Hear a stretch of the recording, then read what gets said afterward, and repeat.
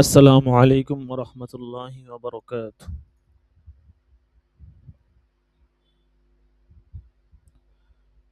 জি, আশা করি সকলেই ভালো আছেন। তো সবকের সময় শুরু হয়ে গেছে, অলরেডি ৫-৭ মিনিট চলে গেছে। আজকে আমাদের সবক হবে সুদ ও ইসলামী ব্যাংকিং কিতাব থেকে। ইসলামী অর্থনীতির উপরে এই কিতাবটি রচনা করা হয়েছে বাংলা ভাষায়, বাংলা ভাষাভাষীদের জন্য, শিক্ষার্থীদের জন্য সহজ করে রচনা করা হয়েছে।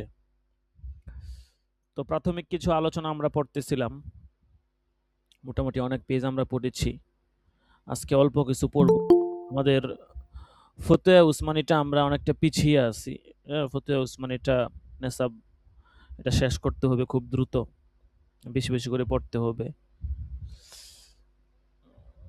আচ্ছা,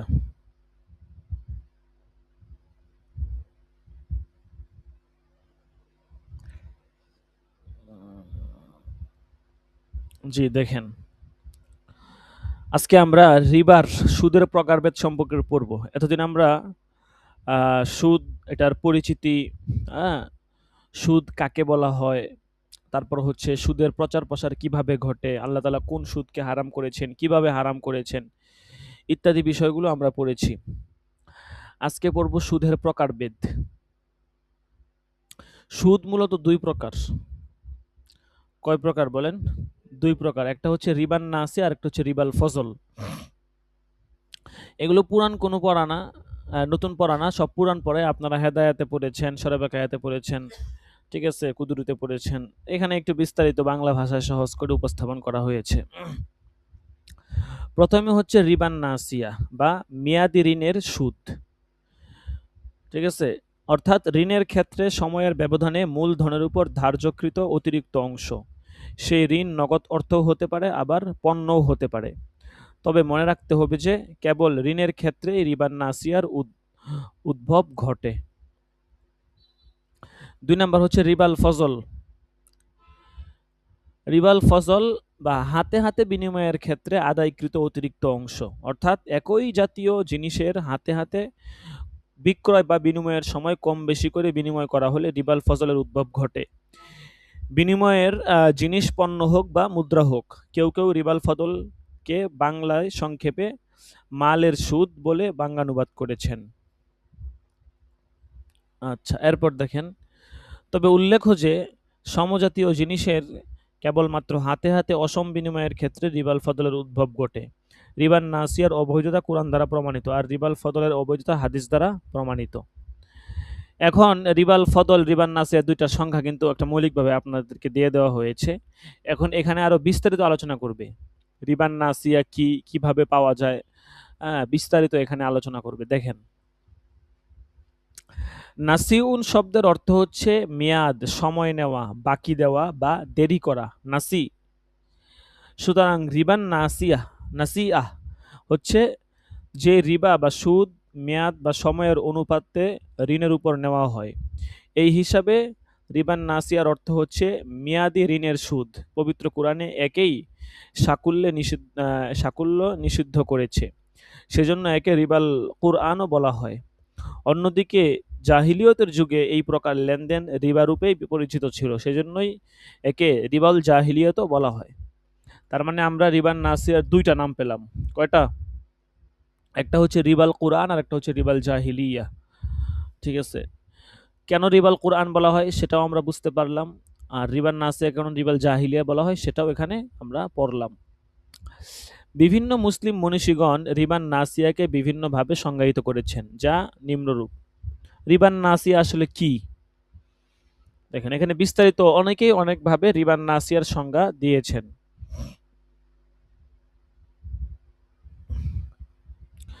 হাদিস শরীফে বলা হয়েছে, কুল্লু করজিন জাররন অফ আনফাহুয়া রিবা, অর্থাৎ যেই ঋণ করজ মুনাফা আকর্ষণ করে তাই হচ্ছে রিবা বা রিবান নাসিয়া। প্রসিদ্ধ ভাষাবিদ আবু ইসহাক এর মতে কুল্লু করজিন ইউখাযু বিহি আকসারু মিনহু ফাহুয়া রিবা, অর্থাৎ ঋণের ক্ষেত্রে আসলের অতিরিক্ত যা কিছু নেওয়া হয় তাই হচ্ছে রিবা। এই সংজ্ঞাটি হাদিস রূপে হযরত হারিস ইবনে আবি উসামা এর মাসনাদেও পাওয়া যায়। সুতরাং অনুমিত হয় যে জাজ্জাজের উপরোক্ত সংজ্ঞাটি হাদিস ভিত্তিক। আচ্ছা, এরপর ৩ নম্বরে দেখেন, মুজামু লুগাতিল ফুকাহা কিতাবে রিবান নাসিয়ার সংজ্ঞা দেওয়া হয়েছে এভাবে যে, কুল্লু জিয়াদাতিল মাশরুততি ফিল আকদি খালিয়াতুন আন ইওয়াজিন মাশরুইন, অর্থাৎ নির্দিষ্ট মেয়াদের বিপরীতে শরীয়ত সম্মত কোনরূপ বিনিময় ব্যতীত চুক্তির শর্ত মোতাবেক যে অতিরিক্ত অর্থ বা মাল প্রদান করা হয় তাকেই রিবান নাসিয়া বলা হয়। ঠিক আছে, কথার কথা, আপনারা তো বুঝছেন এই ব্যাপারটা, তারপরেও বুঝার জন্য আরো সহজ করে বলি যে, আপনি আমাকে ১০,০০০ টাকা লোন দিয়েছেন, ঋণ দিয়েছেন, তো আমি আপনাকে ২ মাস পরে ১০,২০০ টাকা দিলাম। এটাই হচ্ছে কি রিবান নাসিয়া। লোন দিয়ে, যেমন বিকাশের মধ্যে এরকম সিস্টেম আছে, বিকাশ লোন দেয়, ঠিক আছে, ৫০,০০০ টাকা পর্যন্ত লোন দেয়। ১-২ টাকা না, ৫০,০০০ টাকা, মানে আপনি বুঝেন। ঠিক আছে, আপনার কোনো পরিচয় জানা নাই, জাস্ট একটা অ্যাকাউন্টের উপর ভিত্তি করে তারা আপনাকে ৫০,০০০ টাকা লোন দিচ্ছে। ঠিক আছে, প্রথমে ৫০০, ১,০০০, ২,০০০ দিবে, এরপরে আপনি নিয়মিত ওদের গ্রাহক হইলে ওরা আপনাকে বাড়ায়া দিবে। ঠিক আছে, ৫০,০০০ টাকা, ১-২ টাকা না, এটা তো অনেক বড় অ্যামাউন্ট। তো যাই হোক, তো এই যে রিবা, এটা এই ধরনের রিবার কথাই কিন্তু বলা হয়েছে। এরপর ৪ নম্বরে আরেকটা সংজ্ঞা দিচ্ছে, দেখেন যে, প্রসিদ্ধ সাহাবী হযরত ফুদালা ইবনে আবিদের মতে, কুল্লু করজিন জারর মানফাআতান ফাহুয়া ওয়াজহু মিন ওয়ুজুহির রিবা, যেই ঋণ মুনাফা আকর্ষণ করে অর্থাৎ মুনাফা অর্জন উদ্দেশ্য হয় তাই রিবান নাসিয়া। ইমাম আবু বকর আল জাসসাস রাহমাতুল্লাহ আলাইহি, ইমাম আল রাজির মতে, হুয়াল করজুল মাশরুতু ফিহিল আজালু ওয়া জিয়াদাতু মালিন আলাল মুস্তাকরিজি, যে ঋণ আদায়ের একটি মেয়াদ শর্ত রূপে থাকে এবং গ্রহীতার উপর আসল অধিক মালের দিবার শর্ত আরোপিত থাকে, তাই হচ্ছে রিবান নাসিয়া। আহকামুল কোরআনে এই কথাটা আছে। উপরে উল্লিখিত সংজ্ঞাসমূহের ভিত্তিতে রিবান নাসিয়ার সংজ্ঞা এইভাবে বলা যায় যে, একটি নির্দিষ্ট সময়ে পরিশোধের শর্ত সাপেক্ষে কোনো নির্দিষ্ট পরিমাণ বা অর্থ বা দ্রব্যের বিপরীতে মেয়াদান্তে চুক্তি মোতাবেক পূর্ব নির্ধারিত হারে কোনরূপ বিনিময় ব্যতীত যে অতিরিক্ত অর্থ বা দ্রব্য আদায় করা হয় তাকেই রিবান নাসিয়া বলা হয়। এই শ্রেণীর রিবা বা সুদ কেবল ঋণের ক্ষেত্রে উদ্ভব হয়। সময়ের অনুপাতে মূলধনের অতিরিক্ত অংশের পরিমাণ নির্ধারিত হয় এবং শর্ত হিসাবে তা আদায় করা হয়। ঋণ নগদ অর্থ হতে পারে, আবার পণ্যও হতে পারে। যেমন এক ব্যক্তি অপর ব্যক্তিকে ২০০ টাকা ১ বছরের জন্য এই শর্তে ঋণ দিল যে ১ বছর পর ঋণদাতাকে ২৩০ টাকা পরিশোধ করতে হবে। এখানে মূলধন ২০০ টাকার অতিরিক্ত যে ৩০ টাকা পরিশোধের শর্ত করা হয়েছে তার কোনো বিনিময় নেই। আমি তো উদাহরণ দিলাম, মুসান্নেফ তারপরে উদাহরণ দিয়ে দিয়েছেন, দেখেন, বরং এটা হচ্ছে সময়ের ব্যবধানের ফল। সুতরাং এক্ষেত্রে ৩০ টাকা হচ্ছে রিবান নাসিয়া। অনুরূপভাবে কেউ যদি কাউকে ১ মণ চাল ১ মাস বা ১ বছরের জন্য এই শর্তে ঋণ দেয় যে নির্দিষ্ট মেয়াদান্তে ১.৫ মণ চাল দিবে, তাহলে এই অতিরিক্ত আধা মণ চাল হবে রিবান নাসিয়া বা মেয়াদি ঋণের সুদ। তবে বিনা শর্তে এবং স্বেচ্ছায় যদি আসলের অর্থাৎ মূলধনের উপর কিছু দেওয়া হয় তাহলে তা রিবা হবে না। যেমন আজকেও মুসলিম শরীফের একটা হাদিসের মধ্যে পড়লাম, কিতাবুল বুইয়ের মধ্যে আছে, মুসলিম শরীফের ২য় খণ্ডে। ওই হাদিসটা পড়তে গিয়ে ওখানে এক সাহাবীদের কথা বলা হয়েছে যে, রাসূল সাল্লাল্লাহু আলাইহি ওয়াসাল্লাম একবার এক লোক থেকে একটা বকরি নিয়েছিলেন, ছোট বকরি বাচ্চা ধার নিয়েছিলেন আরকি। ঠিক আছে? তো পরবর্তীতে ওই লোক এসে সেটা চাইলো। তখন আ রাসূল সাল্লাল্লাহু আলাইহি ওয়াসাল্লাম সাহাবায়ে কেরামকে আদেশ করলেন যেন একটা বকরি এনে তাকে দিয়ে দেওয়া হয়।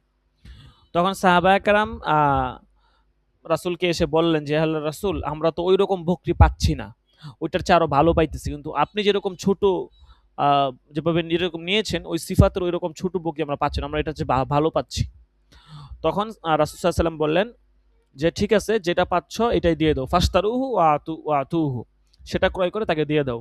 ফা ইন্না খায়রাকুম আহসানুকুম কাযাআন, কেননা তোমাদের মধ্যে সর্বোত্তম ব্যক্তি ওই ব্যক্তি যে ঋণ উত্তমভাবে পরিশোধ করে। উত্তমভাবে যে ঋণ পরিশোধ করে সে তোমাদের মধ্যে সর্বোত্তম। আর উত্তমভাবে ঋণ পরিশোধটা কিভাবে পাওয়া যাবে? যখন হচ্ছে অতিরিক্ত আপনি দিবেন। আপনি ১০ টাকা খরচ নিয়েছেন, আপনি সেখানে তাকে ৫ টাকা বেশি দিলেন। তাইলে উত্তমভাবে ঋণ পরিশোধ হইল। ঠিক আছে? তো কিন্তু এটা শর্ত করা যাবে না। এখন বর্তমান তো দেখা গেছে শর্তের বিষয় চলে আসে। ঠিক আছে? শর্ত ধরা হয়। তো এরকম শর্ত করা যাবে না। ঠিক আছে? এরপর দেখেন। তাই বলছে যে এই যে এখানেও কিন্তু আছে। বুখারী মুসলিম শরীফের হাদিসটা এখানেও দিয়ে দিচ্ছে যে বিনা শর্তে এবং স্বেচ্ছায় যদি আসলের অর্থাৎ মূলধনের উপর কিছু দেওয়া হয় তাহলে তা রিবা হবে না। কারণ হাদিস শরীফ থেকে জানা যায় যে রাসূল সাল্লাল্লাহু আলাইহি ওয়াসাল্লাম ঋণ পরিশোধের সময় কিছু অতিরিক্ত দিতেন এবং বলতেন যে খয়রুকুম আহসানুকুম কাযা, তোমাদের মধ্যে সেই উত্তম ব্যক্তি যে ঋণ পরিশোধের সময় মূলধন অপেক্ষা অধিকতর বা উৎকৃষ্টতর কিছু প্রদান করে। একসময় রাসূল সাল্লাল্লাহু আলাইহি ওয়াসাল্লাম কর্জরূপে গৃহীত একটি উটের বাচ্চার বদলে একটি পূর্ণবয়স্ক উট দিয়েছিলেন। হ্যাঁ, এটাও আছে। এই আধিক্য রিবা রূপে গণ্য নহে। কারণ এটা মাশরুত বা পরিশোধের শর্ত হিসেবে ছিল না। বরং স্বেচ্ছায় তিনি দিয়েছিলেন। আমরা রিবান নাসিয়া পড়লাম। রিবান নাসিয়া কাকে বলে, কিভাবে কি হয় এটাও জানলাম। এখন আমরা রিবান নাসিয়ার নিষিদ্ধতার কারণ কি? এটার কারণ কি? এটা কেন নিষিদ্ধ করা হয়েছে এই সম্পর্কে আমরা পড়ব। দেখেন, এই প্রকারের রিবা হারাম হবার ব্যাপারে কোনো মতভেদ নেই, বরং সকল মুসলমানদের মধ্যে সর্বসম্মত ঐক্যমত প্রতিষ্ঠিত হয়েছে। কোনো সময় এর মধ্যে কোনো প্রকার সংশয় বা সন্দেহ দেখা দেয়নি। পূর্ববর্তী নবী রাসূলগণের শরীয়তেও রিবান নাসিয়া নিষিদ্ধ ছিল, যার প্রমাণ প্রাচীন ধর্মপুস্তকগুলিতে রয়েছে। ইতিপূর্বে সূরা আল বাকারার যেই কয়টি আয়াত উদ্ধৃত করা হয়েছে তাতে মূলত রিবান নাসিয়াকেই বোঝানো হয়েছে এবং হারাম ঘোষণা করা হয়েছে। সেই জন্য একে রিবাল কুরআনও বলা হয়। জাহিলি যুগে রিবান নাসিয়ার অধিক প্রচলন ছিল এবং একেই তারা রিবা বলে জানত। রিবাল কুরআন এবং রিবাল জাহিলিয়া যেটা আর কি, তাই এই প্রকারের রিবাকে রিবাল জাহিলিয়াও বলা হয়। ইমাম তহাবি রহমতুল্লাহ আলাইহি শরহ মাআনিল আসার গ্রন্থে লিখেছেন, কুরআনে উল্লেখিত রিবা দ্বারা সুস্পষ্টভাবে সে রিবাকেই বোঝানো হয়েছে যা ঋণের উপর নেওয়া হতো, অর্থাৎ রিবান নাসিয়া। জাহিলি যুগে দেখেন একেই রিবা বলা হতো। প্রখ্যাত তাফসিরবিদ ইবনে জারির রহমতুল্লাহ আলাই মুজাহিদ থেকে বর্ণনা করেছেন, জাহিলি যুগের প্রচলিত কুরআনে নিষিদ্ধ রিবা হলো কাউকে নির্দিষ্ট মেয়াদের জন্য ঋণ দিয়ে মূলধনের অতিরিক্ত নির্দিষ্ট পরিমাণ অর্থ বা মাল গ্রহণ করা, অর্থাৎ রিবান নাসিয়া। আরবরা তাই করত এবং নির্দিষ্ট মেয়াদান্তে সুদ মূলে পরিশোধ করতে না পারলে মূলধনের সাথে অতিরিক্ত পাওনা অর্থ যোগ করে সুদের সম্পূর্ণ সুদের উপর পুনরায় নির্দিষ্ট হারে সুদ আদায় করার শর্তে ঋণ পরিশোধের মেয়াদ বাড়িয়ে দিত।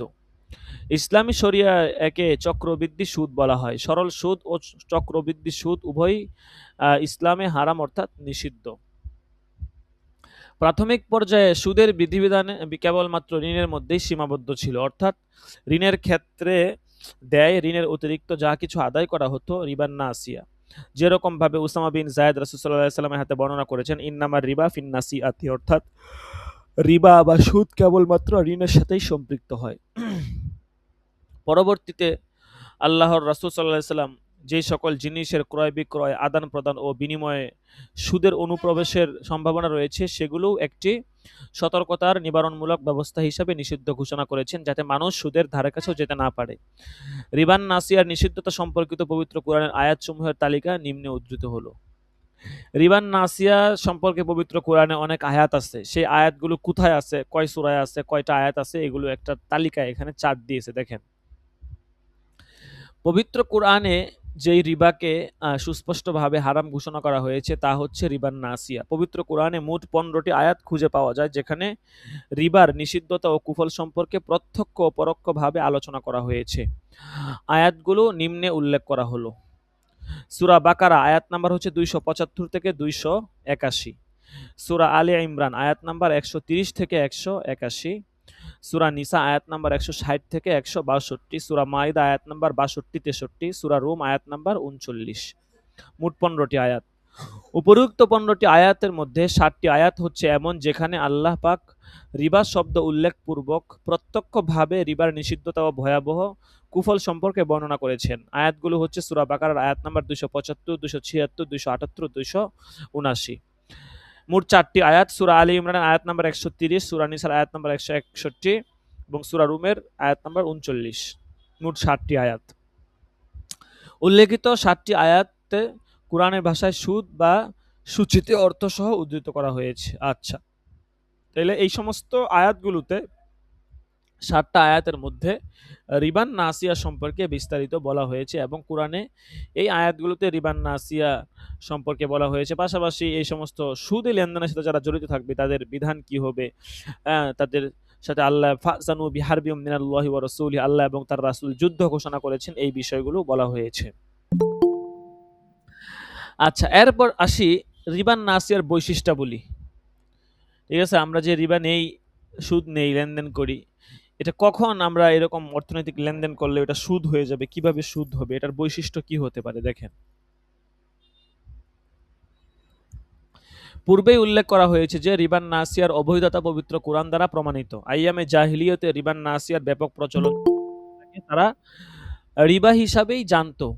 তাই পবিত্র কোরআনে যখন রিবার নিষিদ্ধতা সম্পর্কে আয়াত নাজিল হয়, তখন তাদের বুঝতে বাকি ছিল না যে পবিত্র কোরআন কোন জিনিসকে হারাম ঘোষণা করেছে, কোন জিনিসকে হারাম ঘোষণা করেছে, তাদের বুঝতে বাকি ছিল না। বর্তমান বিশ্ব ব্যাংক, বীমা ও ইন্স্যুরেন্স কোম্পানি সহ বিভিন্ন প্রতিষ্ঠানে যেই সুদী লেনদেন হচ্ছে তা মূলত রিবান নাসিয়া। এই প্রকার সুদের বৈশিষ্ট্যসমূহ নিম্নে দেওয়া হলো।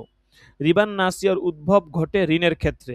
ঋণ সংক্রান্ত যে কোনো লেনদেনে উদ্দেশ্য যাই থাকুক না কেন, যদি নিম্নের বৈশিষ্ট্যগুলি একসাথে পাওয়া যায় তাহলে তা সুদী লেনদেন বা রিবান নাসিয়া বলে গণ্য হবে। তার মানে বোঝা গেল, অর্থনৈতিক লেনদেন যেগুলো আমরা করে থাকি মানুষের মধ্যে, ওই লেনদেনের মধ্যে যদি নিম্নের যেই বৈশিষ্ট্যগুলোর কথা বলা হবে, ওই বৈশিষ্ট্যগুলো পাওয়া যায় তাহলে ওইটা রিবান নাসিয়া হয়ে যাবে। ঠিক আছে, সেই বৈশিষ্ট্যগুলো কি দেখেন, এখানে বলতেছে 1 নাম্বার বৈশিষ্ট্যের কথা বলতেছে, লেনদেন সংক্রান্ত বিষয় হওয়া। ঋণ নগদ অর্থ হোক অথবা দ্রব্য সামগ্রী হোক, যেটাই হোক, লেনদেন সংক্রান্ত বিষয় হওয়া। এটা টাকাও হতে পারে, অন্য কিছু হতে পারে। 2 নাম্বার, ঋণ পরিশোধের সময়সীমা নির্দিষ্ট থাকা। 3 নাম্বার, মূলধনের পরিমাণ নির্দিষ্ট থাকা। 4 নাম্বার, ঋণ দানের শর্ত হিসেবে পূর্ব নির্ধারিত হারে মূলধনের অতিরিক্ত কোনো কিছু আদায় করা। 5 নাম্বার, অতিরিক্ত যা কিছু আদায় করা হয় তার কোনো বিনিময় না দেওয়া। 6 নাম্বার, সময়ের অনুপাতে মূলধনের অতিরিক্ত অংশের পরিমাণ নির্ধারিত হওয়া। ঠিক আছে, 7 নাম্বার, উপরের বিষয়গুলোকে লেনদেনের শর্ত হিসাবে গণ্য করা। ঋণ দানের ক্ষেত্রে যে কোনো উদ্দেশ্যই থাকুক না কেন, লেনদেনে উপরোক্ত বৈশিষ্ট্যগুলো একসাথে পাওয়া গেলেই তা নিঃসন্দেহে সুদী লেনদেন বা রিবান নাসিয়া বলে গণ্য হবে। রিবাল ফদলের সংজ্ঞা ও বিশ্লেষণ। আল ফদল শব্দের অর্থ হচ্ছে অতিরিক্ত। সমজাতীয় কোনো জিনিস অসম বিনিময়ের ক্ষেত্রে রিবাল ফদল নিহিত, যথা 1 মণ গমের বিনিময়ে হাতে হাতে 1 মণের অতিরিক্ত গম গ্রহণ করা।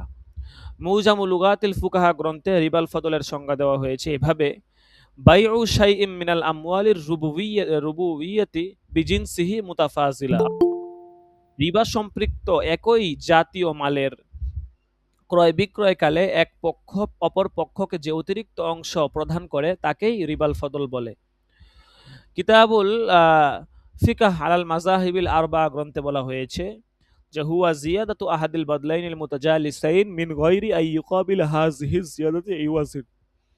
অর্থাৎ একই জাতীয় কোনো জিনিসের একই মজলিসে পারস্পরিক লেনদেনের সময় কোনো বিনিময় ব্যতীত এক পক্ষ কর্তৃক যে অতিরিক্ত মাল গ্রহণ করা হয়, সেই অতিরিক্ত মাল বা অংশকে বলা হয় রিবাল ফদল। সুতরাং রিবাল ফদলের সঙ্গে এভাবে দেওয়া যায় যে ওজন বা পরিমাপের দ্বারা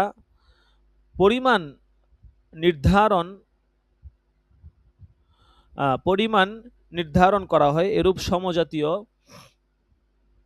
কোনো জিনিসের হাতে হাতে ক্রয় বিক্রয় বা লেনদেনকালে কোনরূপ বিনিময় ব্যতীত যে অতিরিক্ত মাল গ্রহণ বা প্রদান করা হয় তাকেই রিবাল ফদল বলে। রিবাল ফদল কেবলমাত্র সমজাতীয় জিনিসের হাতে হাতে অসম বিনিময়ের ক্ষেত্রে উদ্ভব হয়ে থাকে। বিনিময়ের জিনিস দ্রব্যও হতে পারে, নগদ মুদ্রাও হতে পারে। যেমন কেউ যদি 2 মণ জবের হাতে হাতে বিনিময়ের সময় 2.5 মণ জব গ্রহণ করে, তাহলে অতিরিক্ত 0.5 মণ জব গ্রহণ হবে রিবাল ফদল, কারণ অতিরিক্ত 0.5 মণ জবের কোনো বিনিময় দেওয়া হয় নাই। আর যদি এই ধরনের লেনদেন বাকিতে কম বেশি করে বিক্রি করে, অর্থাৎ 2 মণ জব 1 মাসের জন্য ঋণ দিয়ে মেয়াদান্তে চুক্তি মোতাবেক 2.5 মণ জব গ্রহণ করা হয়, তাহলে অতিরিক্ত 0.5 মণ জব রিবান নাসিয়া। সুতরাং একই জাতীয় দ্রব্যের মধ্যে গুণ ও মানগত দিক থেকে কোনো পার্থক্য থাকলেও লেনদেনের বিনিময়ে কোনরূপ পার্থক্য বা কম বেশি করা যাবে না, বরং বিনিময়ের সময় পরিমাণে অবশ্যই সমান সমান হতে হবে এবং হাতে হাতে বিনিময় হতে হবে। আর যদি লেনদেনে কর্জে হাসানা উদ্দেশ্য হয় তাহলে বিনিময় বাকিতে করা যাবে, কিন্তু পরিমাণ সমান সমান হতে হবে। শর্ত মোতাবেক কম বেশি করা হলে তা সুদি লেনদেন বা রিবার নাসিয়া হবে। আচ্ছা, তো এখন এখানে হাদিসের ভাষায় রিবাল ফাদল কাকে বলা হয় এগুলো বলবে। এখানে অনেকগুলো হাদিস আনবে, ঠিক আছে, একটা দুইটা তিনটা, তারপর হচ্ছে চারটা, পাঁচটা, তারপর হচ্ছে আপনার ছয়টা, ঠিক আছে, এরপর হচ্ছে সাতটা, আটটা,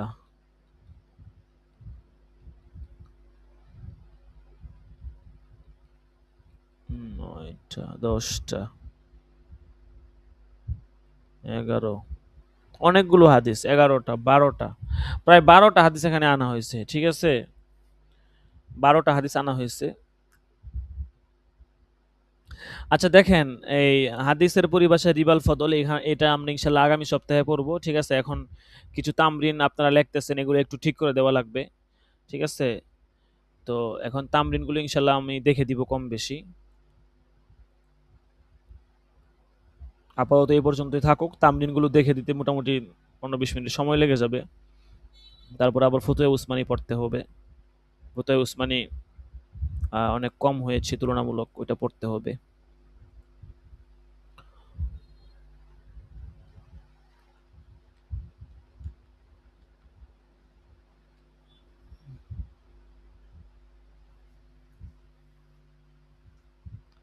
আচ্ছা দেখেন, আপনারা যারা তামরিন জমা দিয়েছেন আমি সবারটাই দেখব, ঠিক আছে। এই জন্যই মূলত দরজটা আগে আগে কিতাবের দরজটা এখন এখানে শেষ করে দিলাম। যারা তামরিন জমা দিয়েছেন আমি সবারটাই দেখে দিব, ঠিক আছে। আপনি যেহেতু কাছে আছেন আপনারটা আগে দেন দেখি।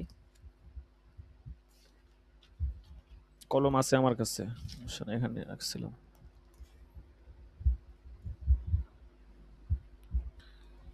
আপনি কি আরবি লেখছেন? তো এইটা তো হবে না, মানে উনি হচ্ছে যে তামরিন লিখে নিয়ে আসছে আরবিতে, মানে আপনি প্রশ্ন আরবিতে লেখছেন। উনি প্রশ্ন আরবিতে লিখছে, আপনার উত্তর লিখছে আরবিতে। এখন আপনারাই বলেন এটা কি হবে?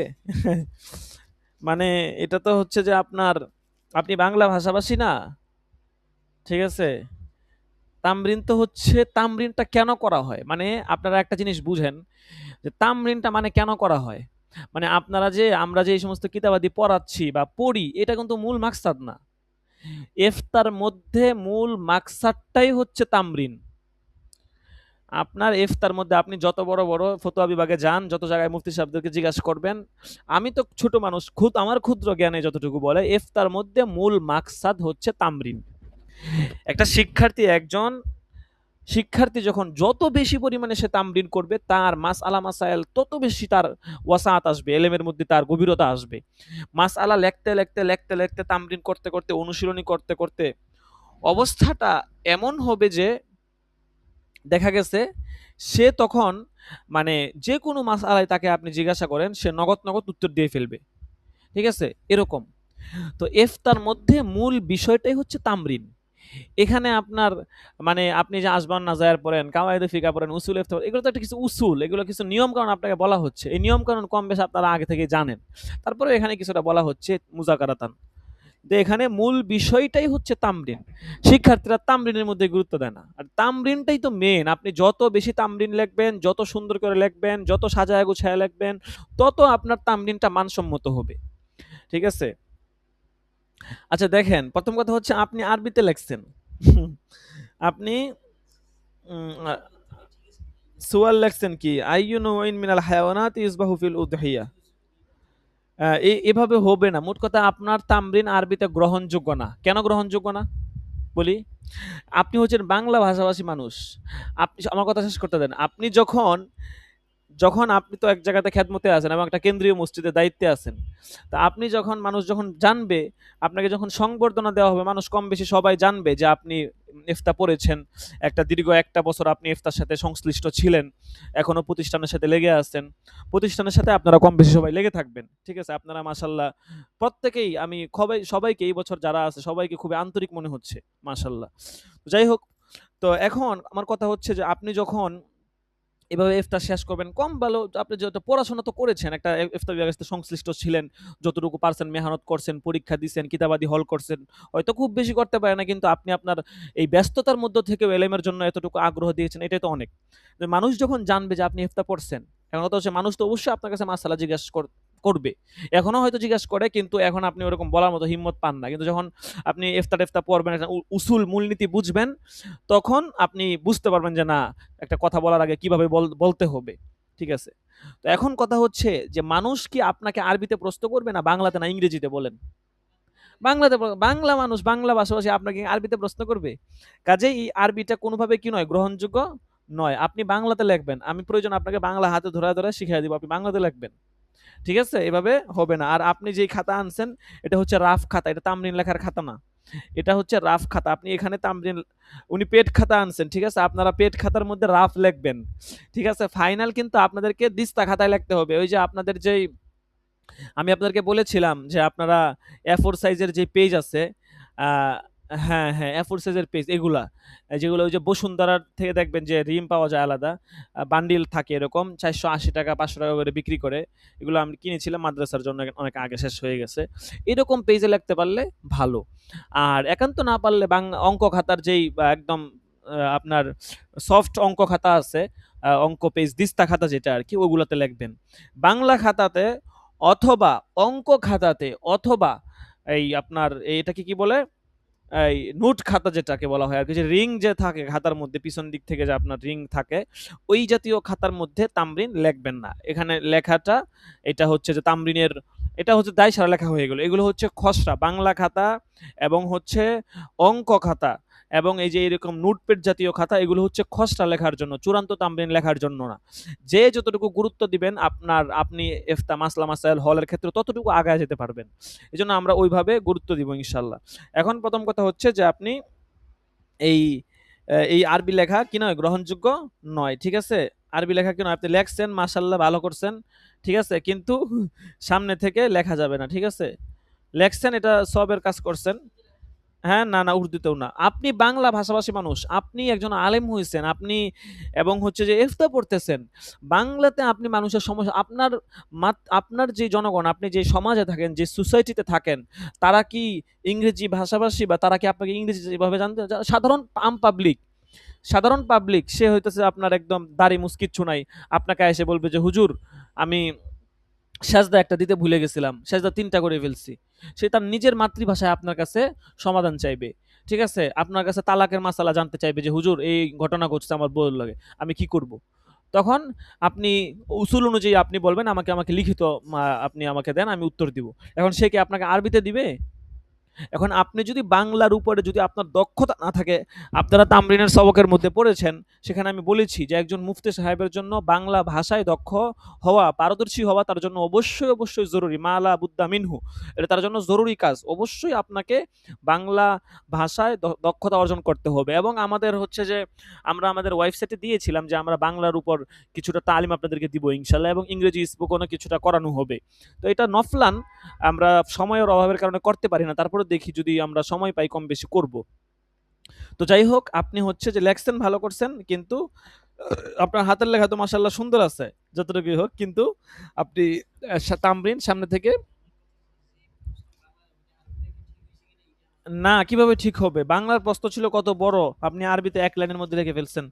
ঠিক আছে? আপনি তো আরবিতে মূল বিষয়টা আনছেন, কিন্তু ওটা হবে না। এখানে তামরিনের মধ্যে ১ম যে প্রশ্ন ছিল যে, কুরবানির জন্য শরীয়ত কোন কোন পশুকে বৈধ ঘোষণা করেছে? গরু, মহিষ, উট, ছাগল, এগুলো আপনি লেখছেন? গরু, মহিষ, উট কই? আমি তো লেখেন।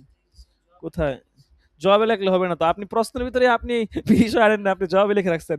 প্রশ্নের ভিতরে তো আপনি গরু, মহিষ, উটের কথা বলেন নাই। তো না, না বইলে উম না, না, এইভাবে হবে না। ঠিক আছে? যেইভাবে প্রশ্ন করা হয় ওইভাবে প্রশ্ন করা হবে।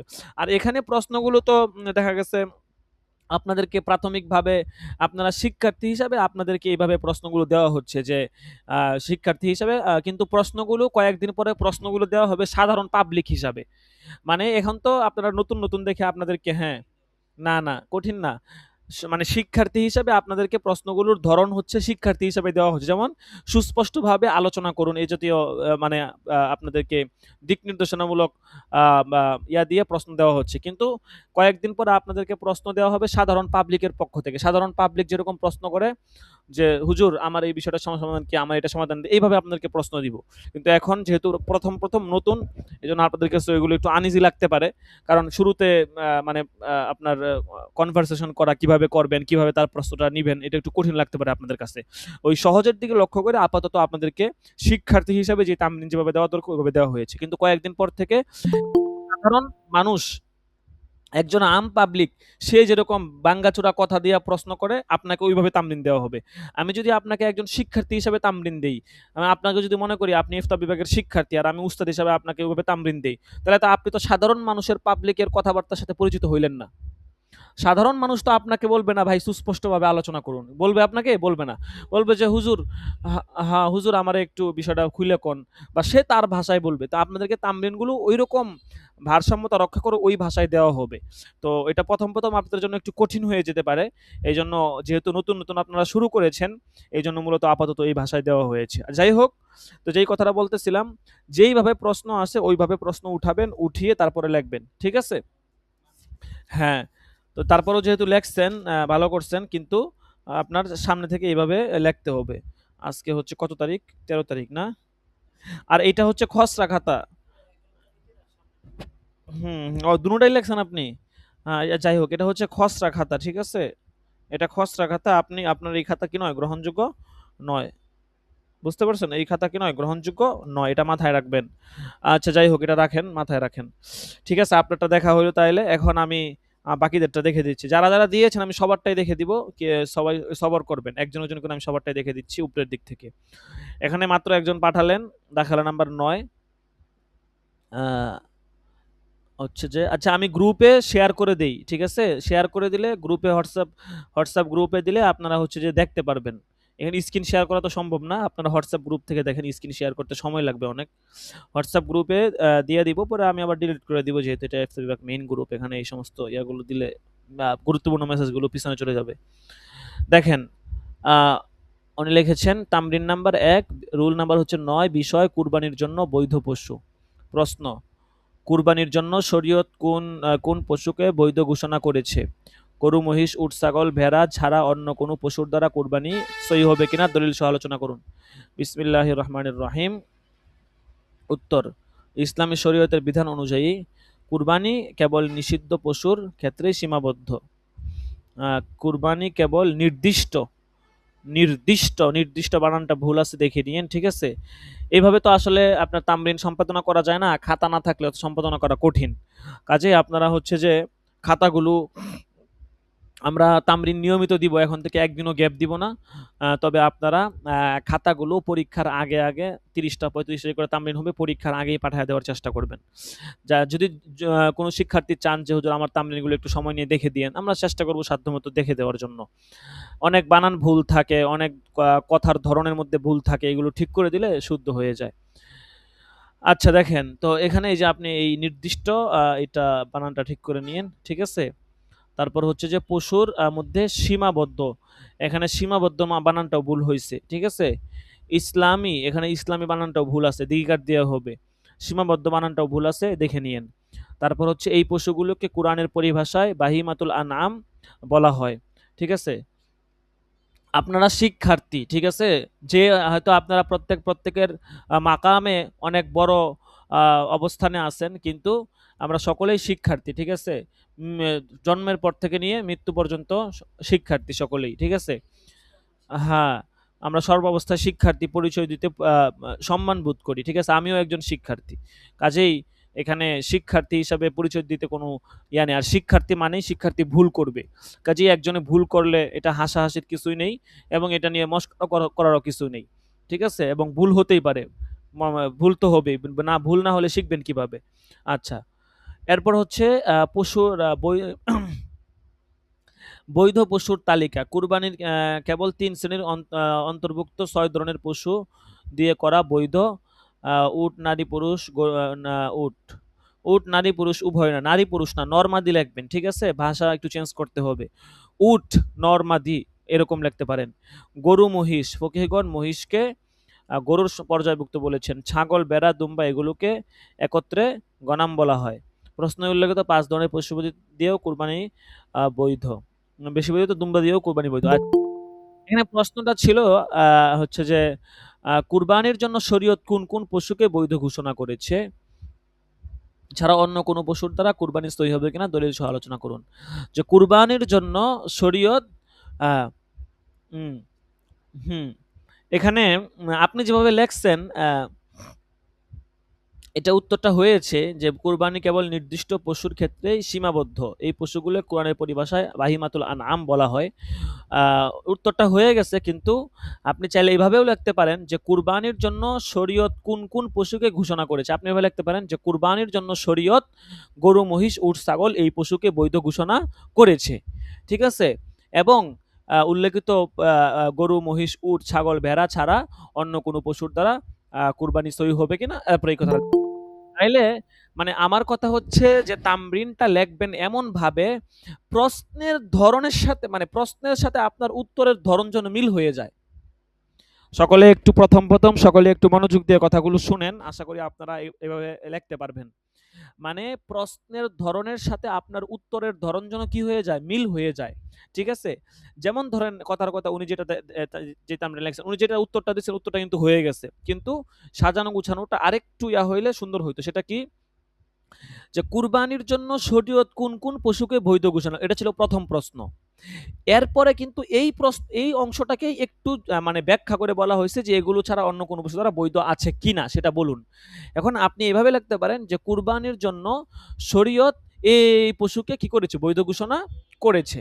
এরপর আপনি বললেন যে গরু, মহিষ, উট, ছাগল ও বেড়া ছাড়া অন্য কোনো পশুর দ্বারা কুরবানি হয় কিনা। তখন আপনি বলবেন যে হ্যাঁ, দুম্বা দিয়েও কুরবানি হতে পারে, এরকম কোনো প্রাণী থাকলে সেটা উল্লেখ করলেন। এরপরে এটা বলতে পারেন যে উল্লেখ্য যে এই সমস্ত প্রাণী ছাড়া হাঁস, মুরগি, তারপর হচ্ছে কবুতর বা এই জাতীয় প্রাণী দিয়ে কুরবানি করা কি নয়, বৈধ নয়। উল্লেখ্য যে এই কথাটা এভাবে বলতে পারেন। আশা করি আপনারা বিষয়টা বুঝতে পেরেছেন। তো আপনি যেটা লেখছেন মোটামুটি হয়েছে, তবে আরেকটু সাজিয়ে গুছিয়ে লিখবেন। আর আপনি হচ্ছে যে রিং খাতায় লেখছেন, এটা আপনি যদি অঙ্ক খাতায় লেখেন সেটা আরো বেশি সুন্দর হবে আর কি, ঠিক আছে? রিং খাতায় না লেখে অঙ্ক। জি বলুন। যে আমি এমন জায়গা আছে, এখানে আমি খুঁজছি, অনেক খুঁজছি, মানে এক ঘন্টার মতো খুঁজছি, এরকম ভালো খাতা নাই। এটাই হাইস্ট খাতা। এটা আমি বল সব থেকে ভালো খাতা যেটা আছে, আমি খুঁজে চেষ্টা করছি। মানে অন্য যে খাতাগুলো আছে সেগুলো কাগজটা নর্মাল, আচ্ছা, ঠিক আছে? আচ্ছা, যার ঠিক জন্য আছে, ঠিক আছে, শুকরিয়া, সমস্যা নাই। চেষ্টা করেন তারপরও। আচ্ছা, ঠিক আছে। আর এই আচ্ছা, খাতা পুরোটা আপনার কাছে পাঠিয়ে দিতে পারবো যখন নাকি আপনি চাইবেন। আচ্ছা, ঠিক সেটা আছে। জন্য হ্যাঁ, পাঠাবেন, অবশ্যই পাঠাবেন। আপাতত সংগ্রহ রাখেন, পরে পাঠাবেন। আচ্ছা, এখন আপনি যে ভুলগুলোর কথা বলছেন আমি এগুলো সংশোধন করে নিচ্ছি, এখনই সংশোধন করে নিচ্ছি। হ্যাঁ, হ্যাঁ, যাক মাশাআল্লাহ, মাশাআল্লাহ। তারপর অন্তর্ভুক্ত বানানো ভুল আছে, ঠিক আছে? অন্তর্ভুক্ত বানানটাও ভুল ওটাতে আছে। কিছু বানান আছে যে বাংলা লিপিতে নতুন, যেমন ইসলামী বানানটা, মানে হ্যাঁ, হ্যাঁ। রস্যই হচ্ছে বাংলা, মানে ইসে আপনার নতুন মানে বানানোর সংস্করণ হচ্ছে, এই জন্য সে ইসলামী রস্যি দিয়ে দিচ্ছে। কিছু বাংলা কিছু বানান আছে। না, বাংলা শুনেন, বাংলা একাডেমির উপর কোনো নির্ভরতা নাই। ঠিক আছে? বাংলা একাডেমির উপর নির্ভর করবেন না। সেখানে হচ্ছে যে ওরা শব্দকে বিকৃতি ঘটায় ওরা লেখে।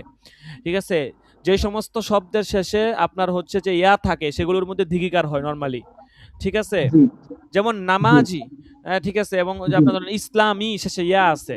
ইসলামী জি। এরকম যত শব্দ আছে শেষে আপনার জাতীয় নিসবতি থাকে, সেগুলোর মধ্যে দীর্ঘিকার হয় নরমালি। রস্বীকার দিয়েও যে ভুল হয় তা না, কিন্তু দীর্ঘিকার দিলে এটা কেমন যেন উচ্চারণটা। যেমন কুরবানিও আমি দেখেন রশ্মি কার্যে লিখছি, কিন্তু হ্যাঁ, আপনি হ্যাঁ, লিখছেন হ্যাঁ। দিদি কার্ড দিয়ে। হ্যাঁ, কুরবানি দিয়ে যাই হোক, এটা মাথায় রাখেন। আচ্ছা, এই বিষয় গেল। আরেকটা হচ্ছে যে বিসমিল্লাহির রহমানির রহিম আপনি বাংলাতে লেখছেন, এটা আপনি আরবিতে লিখতে পারেন। এখানে দেখেন, এই যে আমি আপনাদেরকে এই যে গ্রুপে একটা তামরিন দিয়েছিলাম। এখানে দেখেন যে কত সুন্দর করে লেখা হয়েছে হামিদা ওয়া মুসাল্লিয়া ওয়া মুসাল্লিমা, তারপরে লেখা হয়েছে বিসমিল্লাহির রহমানির রহিম। আপনারা শুরুতে হামিদা ওয়া মুসাল্লিয়া ওয়া মুসাল্লিমা এই কথাটা লিখে তারপরে নিচে বিসমিল্লাহ লিখতে পারেন। এইভাবে লিখলে কিন্তু আরো সুন্দর হবে। আর যারা কম্পিউটারে লিখতেন, অনেকে লিখতেছেন, তারা মাশাআল্লাহ এইভাবে সাজায় গুছায় লিখবেন। আচ্ছা, আপনার হচ্ছে যে এটা আলোচনা করা হলো, এখন দলিলটার বিষয়ে আসি। আল মুস্তানাদাতুশ শারঈয়্যা, আপনি হচ্ছে যে দলিলগুলোর মধ্যে আহ, আপাতত একটা বলে দেই, সেটা হচ্ছে সব তো আলোচনা করা সম্ভব না। পয়েন্ট দিবেন, নাম্বারিং করবেন। নাম্বারিং করে লিখবেন, অর্থাৎ ১ নাম্বার ২ নাম্বার। দেখেন আমি যে ইফতা বিভাগে যে তামরিনটা দিয়েছি সেখানে দেখেন আমি যে তো তৈরি নাম্বারিং করছি, এটা করা হয় না, ফার্স্টে করা হয়। আচ্ছা, আচ্ছা, ঠিক আছে, সমস্যা নেই। আমি বলে দেই, আপনি একটু শুনেন, ঠিক আছে? তো হুম। এইভাবে দেখেন, এখানে আমি যে আপনাদেরকে ২ নাম্বার তামরিন দিয়েছিলাম সেখানে আপনার ৬ টা দলিল দেওয়া হয়েছে। সবগুলো দলিলে কিন্তু আপনার নাম্বারিং করে দেওয়া হয়েছে এবং সূরা নাম্বার, আয়াত নাম্বার দেওয়া হয়েছে। পাশাপাশি এখানে রেফারেন্স গুলো দেওয়া হয়েছে যে মুয়াত্তা মালিক হাদিস নাম্বার এত, মুজামুল কাবির হাদিস নাম্বার এত। সুন্দরভাবে উপস্থাপন করা হয়েছে। তো আপনারা এইভাবে লিখবেন এবং বাংলা লিখবেন না। দলিলের মধ্যে উনি যে বাদায়ুস সানায় লেখছেন এরকম লিখবেন না, ঠিক আছে? এরকম বাংলা লেখা গ্রহণযোগ্য হবে না, ঠিক আছে? আচ্ছা, এটা মাথায় রাখিয়েন। আপাতত এতটুকুই দেখা হলো। আচ্ছা, এরপর আরেকজনেরটা দেখি। দাখিলা নাম্বার হচ্ছে ৮, আপনারটা দেখে দিচ্ছি। আচ্ছা, আপনি হচ্ছে তামরিন নাম্বার ১, রুল নাম্বার ৮ এভাবে লিখেছেন। বিষয় লেখেননি আপনি। আপনাকে বিষয় লিখতে হবে। ঠিক আছে? রুল নাম্বারটা ওই পাশে লেখছেন, সমস্যা নেই। তবে তামরিন, বিষয় বা প্রসঙ্গ এটা আপনাকে অবশ্যই লিখতে হবে। এরপর হচ্ছে আপনি প্রশ্ন লিখেছেন যে কুরবানির জন্য শরীয়ত কোন পশুকে বৈধ? আচ্ছা, দলিল সহ আলোচনা করুন।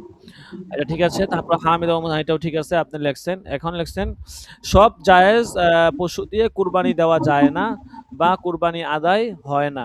কুরবানি করার জন্য শরীয়ত কর্তৃক নির্দিষ্ট পশু নির্ধারণ করে। মাইক্রোফোনগুলো একটু অফ করে দেই, ঠিক আছে?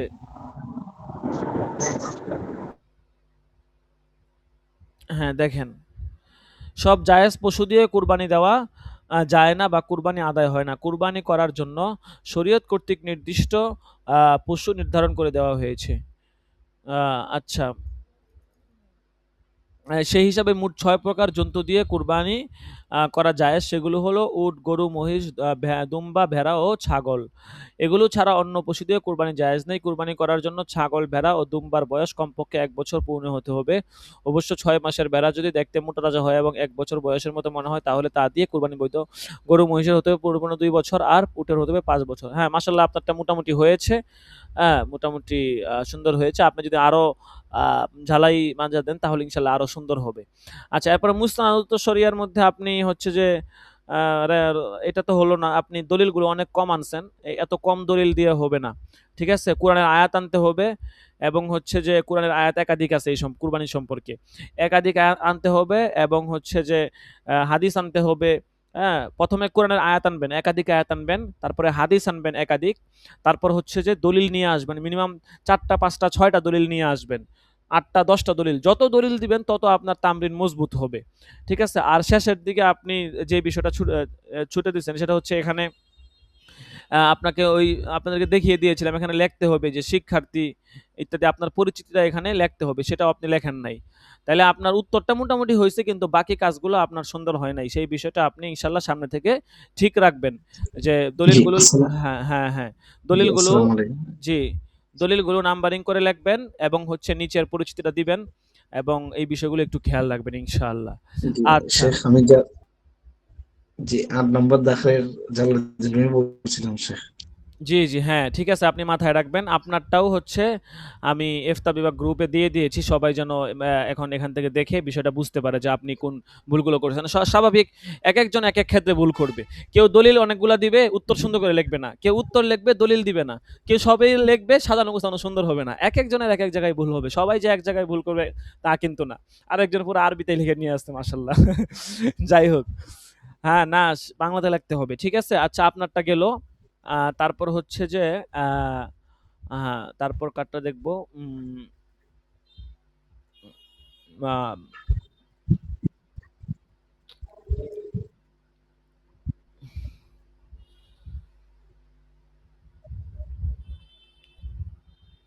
আচ্ছা। আচ্ছা, এরপরে এখানে মাহদি আল ফারাবি উনি দিয়েছেন। উনার দেখা নাম্বার মনে হয় ৩৪ নাম্বার। আচ্ছা, উনারটাও শেয়ার করে দিচ্ছি। আপনাদের গ্রুপে শেয়ার করে দিচ্ছি। গ্রুপে দেওয়া হচ্ছে যেন আপনারা দেখে ভুলগুলো কোথায় হচ্ছে এগুলা দেখতে পারেন। ঠিক আছে? দেখেন। তামরিন নাম্বার ১, দাখলা নাম্বার ৩৪, বিষয় কুরবানি। বিষয়টা ওখানে যেরকম আছে, আমি যেরকম লিখছি, প্রসঙ্গ বা বিষয় যেভাবে লিখছি আপনি ওইভাবে লিখবেন। ঠিক আছে? প্রসঙ্গ কুরবানির জন্য বৈধ পশু। অর্থাৎ আমি যেরকম দিছি আপনি ওইভাবে সেম টু সেম রাখার চেষ্টা করবেন। ভিন্ন যেন না হয়। ভিন্ন হইলে একটু সমস্যা আছে। সেম টু সেম রাখবেন। আচ্ছা, প্রশ্ন কুরবানির জন্য হ্যাঁ, আপনার প্রশ্ন ঠিক আছে।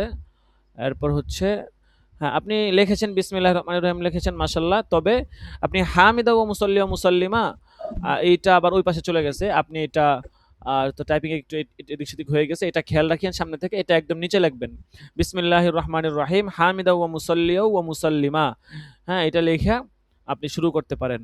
আর আল জওয়াবু ওয়া বিল্লাহি তাওফিক এটা লেখার দরকার নাই। বেশি ৩ লাইন হয়ে গেলে আবার বেশি একটু হিবিজিবি দেখা যায় আরকি।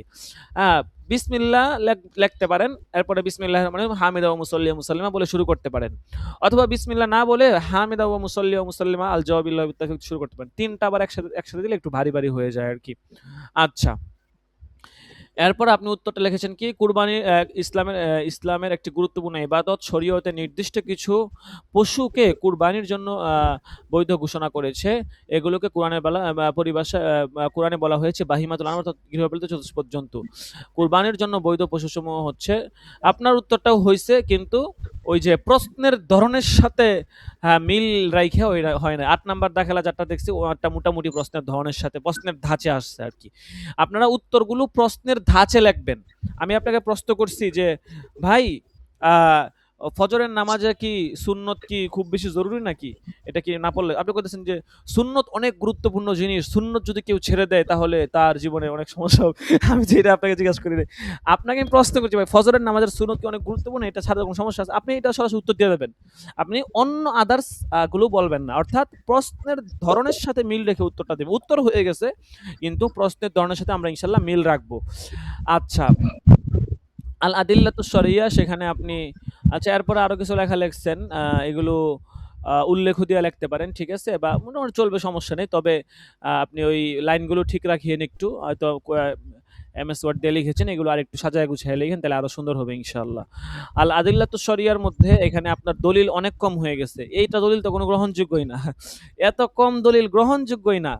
মিনিমাম কোরআনের আয়াত দিবেন সর্বনিম্ন ৩টা, হাদিস দিবেন সর্বনিম্ন ৩টা, ফিকহি ইবারত থাকবে সর্বনিম্ন ৪টা ৫টা, ১০টা ১৫টা দলিল দিবেন। আপনি যত বেশি দলিল দিবেন আপনার তামরিন তত মজবুত হবে। মাত্র ১-২টা দলিল দিলে তো এটা কোনো ভ্যালুই নাই।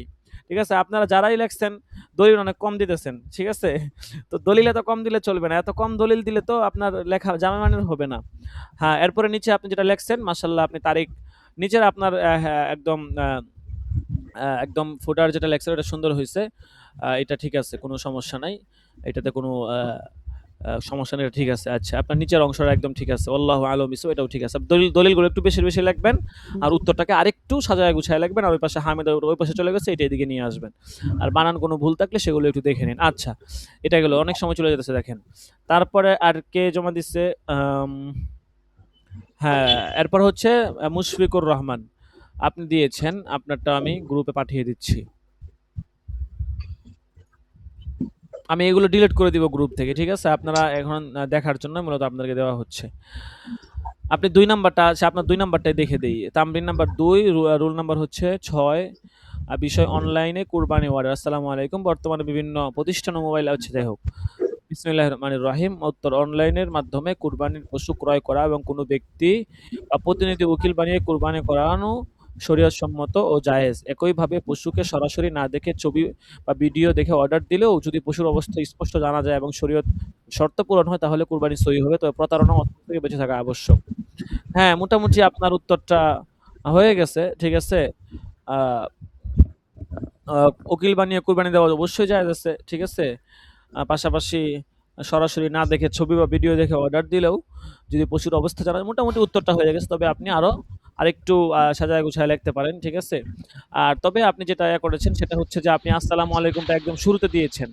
আমি কি প্রশ্নের মধ্যে সালাম দিয়েছিলাম কিনা? আমি তো প্রশ্নের মধ্যে সালাম দেই নাই। আপনি সালাম কোত্থেকে নিয়ে আসছেন? ঠিক আছে? সালাম দিবেন না। আমি তো সালাম দেই নাই। প্রশ্নে যিনি মুস্তাফতি, যিনি আপনার কাছে প্রশ্ন জানতে চাইছে, উনি তো আপনাকে সালাম দেয় না। তাহলে আপনি কেন সালাম দিচ্ছেন? কাজেই আপনার ভুল হয়েছে। দেখছেন একেকজনে একেক জায়গায় ভুল করতেছেন। কাজেই হ্যাঁ, আপনার বাকি সুন্দর হয়েছে ২ নাম্বারটা। আপনি ১ নাম্বারটা কি লিখছেন জানি না। বাকি ২ নাম্বারটা মোটামুটি সুন্দর হইছে। তবে আপনি হচ্ছে যে এখানে সালাম দিবেন না ১ নাম্বার বিষয়। হুজুর আমারটা আমা- জি বলুন। হুজুর আমারটা একটু দেখে দিলে ভালো হইতো। আপনারটাই তো দেখতেছি। ৬ নাম্বারটা খেলা। আপনারটা তো এতক্ষণ ধরে দেখা হচ্ছে। আপনি কোথায় আছেন? আপনারটা তো দেখা হচ্ছে। আপনারটা গ্রুপে যা পাঠাইলাম আপনারটা সম্পর্কে তো কথা হচ্ছে। আপনি মনে হয় শুনতেছেন না মনোযোগ দিয়ে। আপনারা তো লেখছেন ভালো আমার হইছে। এখান থেকে হচ্ছে কারেন্ট চলে গেছে তো হুজুর, মানে আবার বৃষ্টি পড়তেছে, কথা বুঝে যাইতেছে না, ও সেই জন্য আচ্ছা যাই বুঝতে হোক। পারিনি। আপনি পরবর্তীতে এটা দেখে নিয়েন, সমস্যা নাই। ঠিক আছে? তো যাই হোক, যেটা বলতেছিলাম যে এখানে সালাম দিয়েছেন, সালামটা এটার প্রয়োজন নেই। ঠিক আছে? যেভাবে প্রশ্নগুলো ছিল আর বিসমিল্লাহির রহমানির রহিমের পরে হামিদা ওয়া মুসাল্লি ওয়া মুসাল্লিমা এইগুলো একটু লিখবেন আরকি। ঠিক আছে? আল মুস্তানাদাতুশ শরঈয়্যাহ, এখানে বানান আপনার ভুল হয়েছে। শরিআতুন লেখছেন কেন?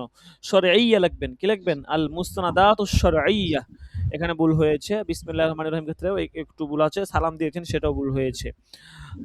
আর নাম্বারিং করেন নাই সেটাও ভুল হয়েছে। ঠিক আছে? নাম্বারিং করতে হবে। হ্যাঁ, তাহলে আপনাকে ৪ টা পয়েন্ট আপনাকে ধরিয়ে দেওয়া হলো। সালাম এটা করেছেন, এটা আপনার এখানে সমস্যা হয়েছে। সালাম দিবেন না। সালাম প্রশ্ন থাকলে আপনি সালাম দিবেন। এখানে যেহেতু সালাম নাই আপনি সালাম দিবেন কেন? বিসমিল্লাহির রহমানির রহিম মধ্যে হামিদ ওয়া মুসাল্লি এভাবে লিখবেন, যেখানে আপনাদেরকে WhatsApp গ্রুপে যেরকম দেওয়া হয়েছে ওভাবে লিখবেন। আর মুস্তানাদাতুস শরিয়া এখানে বানান শব্দ ভুল করেছেন, এটাও ঠিক করবেন। দলিলগুলো আরো বেশি দিতে হবে এবং নাম্বারিং করা হয় নাই, নাম্বার দিতে হবে। কোরআনের আয়াত আগে আনবেন। একাধিক আয়াত আনতে হবে। মাত্র একটা আয়াত নিয়ে আসছেন। একটা আয়াতে হবে না, একাধিক আয়াত আনতে হবে। ২ টা, ৩ টা, ৪ টা, ৫ টা আয়াত আনতে হবে। এবং রাসূলের হাদিস নিয়ে আসবেন। তারপরে হচ্ছে ফিকহি ইবারত নিয়ে আসবেন। আচ্ছা, তাহলে এই ছিল আপনার আপনারটা দেখা দেওয়া হলো। তারপরে আর কেউ আছে কিনা? আর কেউ আছে দিয়েছে কিনা? মনে হয় না আর কেউ দিয়েছে। ঠিক আছে? আরেকজন কে যেন দিয়েছিল। আচ্ছা, আর যদি কেউ আর কারো থাকে তাহলে বলতে পারেন। দ্রুত দেখে দেওয়া হবে। অনেক সময় চলে গেছে, আল্লাহ। আচ্ছা, তাহলে আজকে এ পর্যন্তই থাকুক। ঠিক আছে? আজকে এ পর্যন্তই থাকুক। অনেক সময় চলে গেছে। সামনে থেকে ইনশাআল্লাহ আবারও দেখে দেওয়া হবে। প্রতি বুধবারে ইনশাআল্লাহ তামরিন দেখে দেওয়া হবে। প্রতি বুধবার দিন আমরা তামরিন দেখব। অন্যদিন আলোচনা করব না। হ্যাঁ, প্রতি বুধবার দিন তামরিন ইনশাআল্লাহ দেখে দিব। আচ্ছা, তাইলে আ আপনি ওই ফতোয়া উসমানী পড়া শুরু করেন ইনশাআল্লাহ।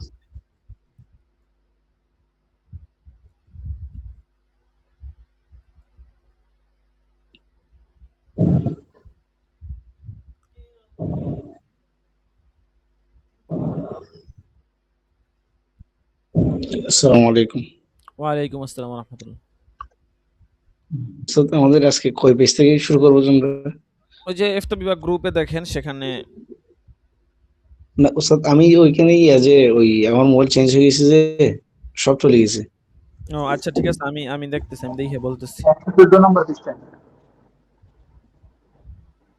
এই যে হ্যাঁ, উনি বলছে ১১৪ নাম্বার পৃষ্ঠা। ভাই কত নম্বর? ১১৪। ১১৪। হ্যাঁ, শুক্রান, হ্যাঁ, জাযাকুমুল্লাহ। ১১৪। এগুলো গুরুত্বপূর্ণ পড়া। ঠিক আছে? আ এগুলা মনোযোগ দিয়ে পড়েন ইনশাআল্লাহ। হ্যাঁ, পড়েন। পড়তে থাকেন আল্লাহর নামে ইনশাআল্লাহ। ১১৪ ইয়া। উন্নত বেদাত প্রসঙ্গ। আপনি কিতাব ওপেন করেন, আপনার কিতাবে সবাই আপনাদের নিজস্ব ফোনে কিতাব দেখে ফোন থেকে ধরবেন। এখানে স্ক্রিনের উপর কেউ ভরসা করবেন না। স্ক্রিনে কোনো ভরসা নাই। স্ক্রিন হচ্ছে এটা আপনাদেরকে দেওয়া হচ্ছে। ঠিক আছে? কিন্তু আপনি আপনার ফোন থেকে ধরবেন। আপনার ফোনে কিতাব ওপেন করবেন, সেখান থেকে ধরবেন, বা আপনার কাছে যে কিতাব আছে নির্দিষ্ট কিতাব ফতোয়া উসমানী সেখান থেকে ধরবেন। ফোনের উপরে ভরসা করবেন না। ফোনের স্ক্রিন এটা সবসময় এদিক সেদিক হতে পারে। এটার উপর ভরসা করবেন না। হ্যাঁ, দেখেন। যে অলিউল্লাহ আন্দোলনের হুকুম, এটা এখান থেকে এখান উস্তাদ? থেকে না তো, কিতাবুস সুন্নতি ওয়াল বারাকাতি, জি। সুন্নত ও বেদাত প্রসঙ্গ ১১৪ নাম্বার পৃষ্ঠা পিডিএফ এর। কিতাবুস সুন্নতি ওয়াল বেদাআতি। কিতাবুস সুন্নতি ওয়াল বেদাআতি। পিডিএফ ১১৪। জি, শুকরান উস্তাদ, পাইছি আলহামদুলিল্লাহ। আসসালামু আলাইকুম ওয়া রাহমাতুল্লাহি ওয়া বারাকাতুহু। সুন্নাহ ও বেদাত প্রসঙ্গ।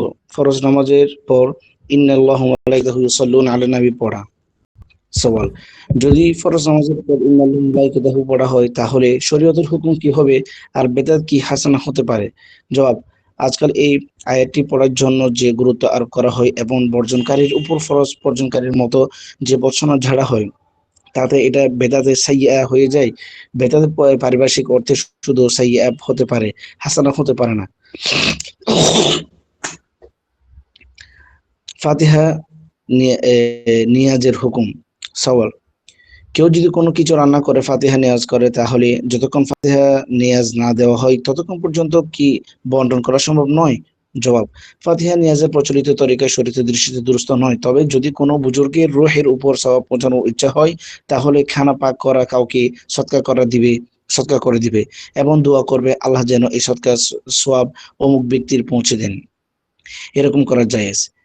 এর জন্য ফাতিহা নেয়াজের প্রয়োজন নেই। আল্লাহ সুবহানাহু ওয়া আ'লাম। কোন বুজুর্গের মাজারে সম্মিলিতভাবে কোরআন খানি করা। কোন বুজুর্গের মাজারে সম্মিলিত ইসালে সওয়াবের নিয়তে কোরআন খানি করা যেতে পারে কি? জবাব, ইসালে সওয়াব জায়েজ এবং যে কোনো সময়ে যে কোনো জায়গায় জায়েজ। তবে কোন খবরের উপর সম্মিলিতভাবে কোরআন খানির মাধ্যমে ইসালে সওয়াব করা সাহাবায়ে কেরাম থেকে প্রমাণিত নয়, এজন্য তরিকা থেকে দূরে থাকা উত্তম। কোরআন খতমের স্থানে মসজিদে বাতি জ্বালানো এবং মিষ্টি বিতরণ। রমজান মাসে কোরআন খতম করার পর মসজিদে সাজানো আলোকসজ্জা করা এবং কেরাত প্রতিযোগিতার পর মিষ্টি বিতরণ করা জায়েজ নাকি নাজায়েজ? মসজিদে আলোকসজ্জা করা উপচয় কোনো অবস্থাতেই তা জায়েজ নয়। কেরাত প্রতিযোগিতা যদি শিশুদের মধ্যে কোরআন মাজিদের আগ্রহ সৃষ্টির উদ্দেশ্য হয় তাহলে সুযোগ আছে, কিন্তু আজকাল নাম সুনাম এবং গর্বের উদ্দেশ্যে যে প্রতিযোগিতা অনুষ্ঠিত হচ্ছে তা থেকে বিরত থাকাও জরুরি। মিষ্টি বিতরণের বিষয়টি হচ্ছে মসজিদের পয়সা দিয়ে মিষ্টি বিতরণ করা জায়েজ নয়। হ্যাঁ, যদি কোনো ব্যক্তি নিজ খুশিতে মিষ্টি বিতরণ করে এবং কাজটি সুন্নত বা জরুরি মনে না করে তাহলে করতে পারবে। জায়েদ কখনো ৮০-৯০ মাইল সফর করে কোনো বুজুর্গের কবরে চলে যায়।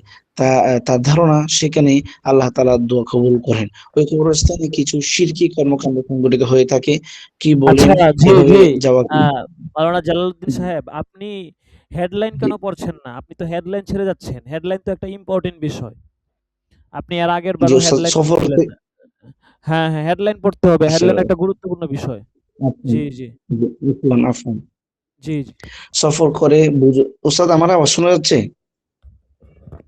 হ্যাঁ, জি, জি, আওয়াজ শোনা যাচ্ছে। আওয়াজ কোনো সমস্যা না। একদম ক্লিয়ার শোনা যাচ্ছে। আমি একদম ক্লিয়ার শুনতে পাচ্ছি। জি, বাকিদেরও আশা করি কোনো সমস্যা হচ্ছে না। আলহামদুলিল্লাহ।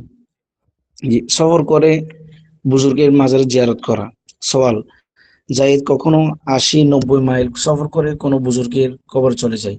তার ধারণা সেখানে আল্লাহ তাআলা দোয়া কবুল করেন। ওই কবর কিছু শিরক কর্মকাণ্ড সংঘটিত হয়ে থাকে। কি বলেন, এভাবে যাওয়া কি জায়েজ? জবাব, জায়েদের যদি শিরক ও বেদাতের মাসাইল ভালো করে জানা থাকে এবং তার আস্থা থাকে যে ওখানে গিয়ে শিরক বেদাতের লিপ্ত হবে না, তাহলে তার জন্য যাওয়া জায়েজ হবে, অন্যথায় নয়। ফরজ নামাজ এবং ২ ঈদের পর মুসাফা মুআনাকার হুকুম। সওয়াল, সাধারণ ২ ঈদ, ঈদুল ফিতর, ঈদুল আজহা এর নামাজের পর নামাজীরা মসজিদের ভিতরে খুতবা এবং দোয়ার পরে একজন অপর জনকে ঈদ মুবারক বলে মুসাফাহা মুআনাকা করে থাকে। কিছু কিছু লোক এটাকে জরুরি মনে করে, কেউ প্রথা হিসেবে, কেউ সুন্নতের উদ্দেশ্যে মুসাফাহা মুআনাকা করে। নামাজীদের মধ্যে কিছু লোক থাকেন বুজুর্গ কিসিমের, তাদের ব্যাপারে মানুষ আল্লাহওয়ালা হওয়ার ধারণা লালন করে।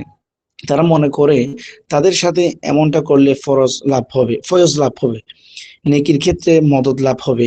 তারা এটাকে রুসম মনে করেও করেন না এবং জরুরি মনে করেও করেন না, বরং নেককার লোক হওয়ার আস্থা নিয়ে করে থাকেন।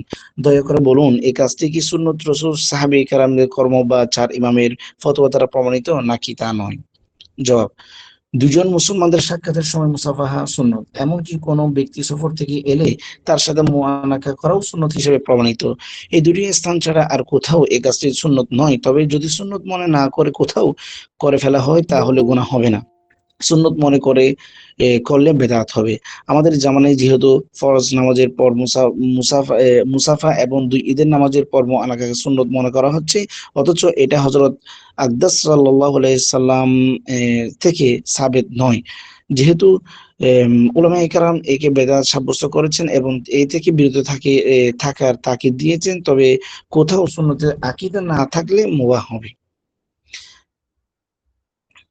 নামাজের পর বা এ, মেহমানের সাথে সাক্ষাতের সময় মুসাফাহা। সোয়াল খ ক ফরজ নামাজের পরে, বিশেষত আসরের নামাজের পরে দোয়া থেকে ফারেক হওয়ার পর মুসাফা করা, পরস্পরের হাত মিলানো এবং ইমাম সাহেব কর্তৃক দাঁড়িয়ে মুসল্লিদের সাথে হাত মিলানো কি জরুরি?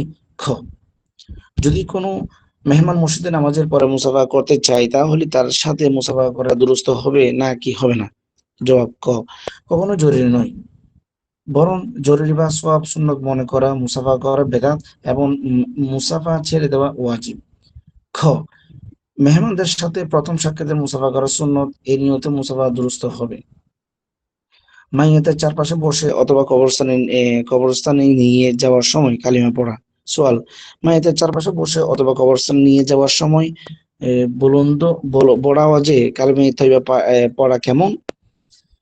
জবাব উভয় অবস্থায় কালিমা তৈবা পড়া জায়েজ, কিন্তু একে জরুরি এবং আবশ্যক মনে করা যাবে না। উঁচু আওয়াজে পড়বে না।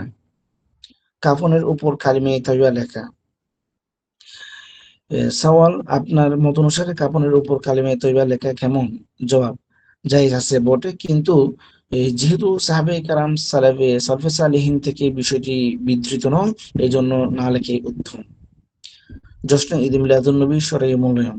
সোয়াল কি বলবেন উলামায়ে কেরাম যদি জুমার দিন মসজিদে এলান করা হয় যে অমুক তারিখে জশ্নে ঈদ মিলাদুন্নবী জলসা অনুষ্ঠিত হবে, পরে একজনের কথায় অমুক মৌলবী মসজিদে আলোচনা করতে আসবে না বলে জানালেন, কারণ তিনি আমার উপর নারাজ।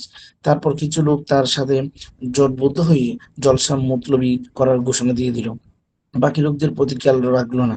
শরীয়তের আলোকে মশলাটি সমাধান কথা অনেক পাঠাবেন। কাইতে কাইতে আসতেছে পড়াটা।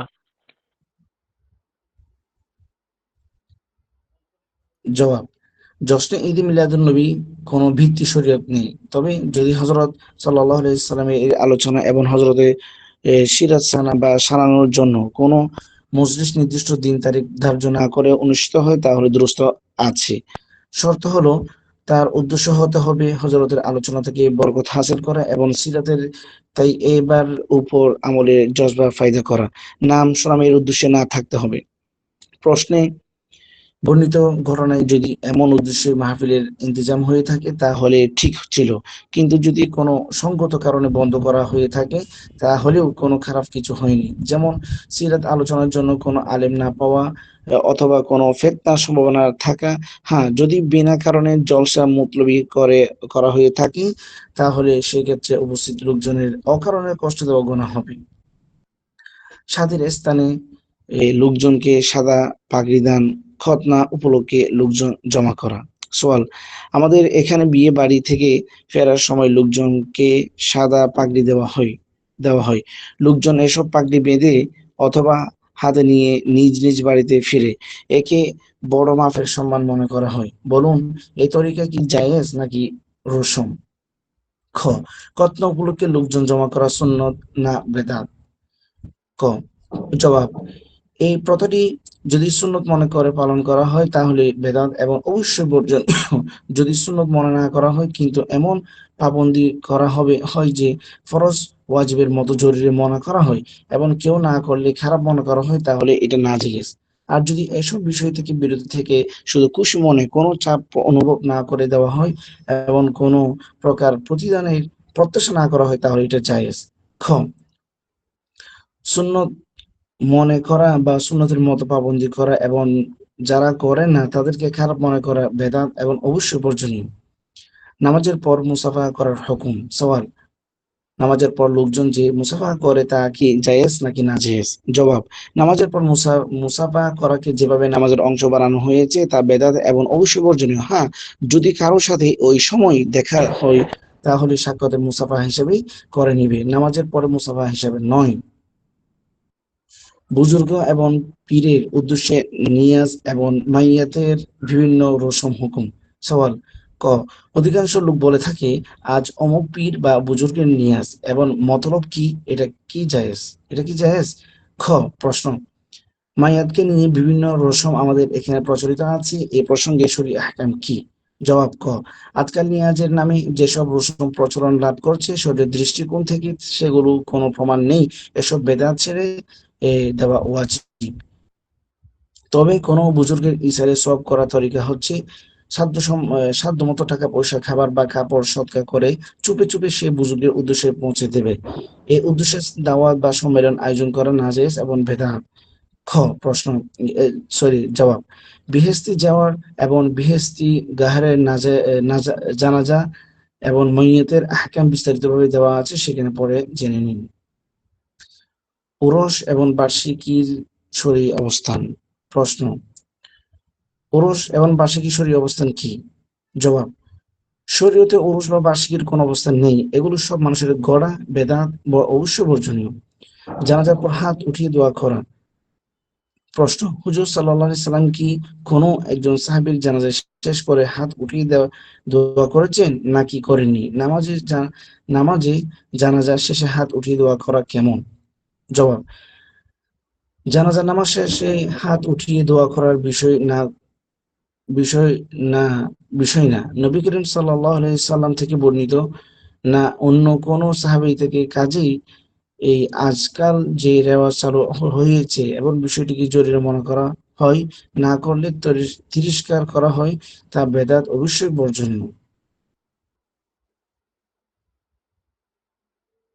বিয়ের সময় বরের মাথায় ফুল, মতির টোপর পরিধান। সোয়াল, বিয়ের আগে বিয়ের আগে বরের মাথায় টোপর পরানোর কথা কি কোনো রেওয়াজ পাওয়া যায়? জবাব, টোপর পরানো হিন্দুয়ানিক রসম, মুসলমানদের এই থেকে বিরত থাকা উচিত। আল্লাহ সুবহানাহু আলাম। কাবার সামনে নিয়ে ফাতিহা পাঠ করা। সোয়াল, কাবার সামনে নিয়ে হাত উঠিয়ে ফাতিহা পড়ার বিষয়টি কি কোনো বর্ণনায় পাওয়া যায় নাকি যায় না? ফাতিহা পড়াকে আবশ্যক মনে করা কেমন? হুজুর আকদাস সাল্লাল্লাহু আলাইহি সাল্লাম মৃত্যুর উদ্দেশ্য ইসালে সব কিভাবে করতেন?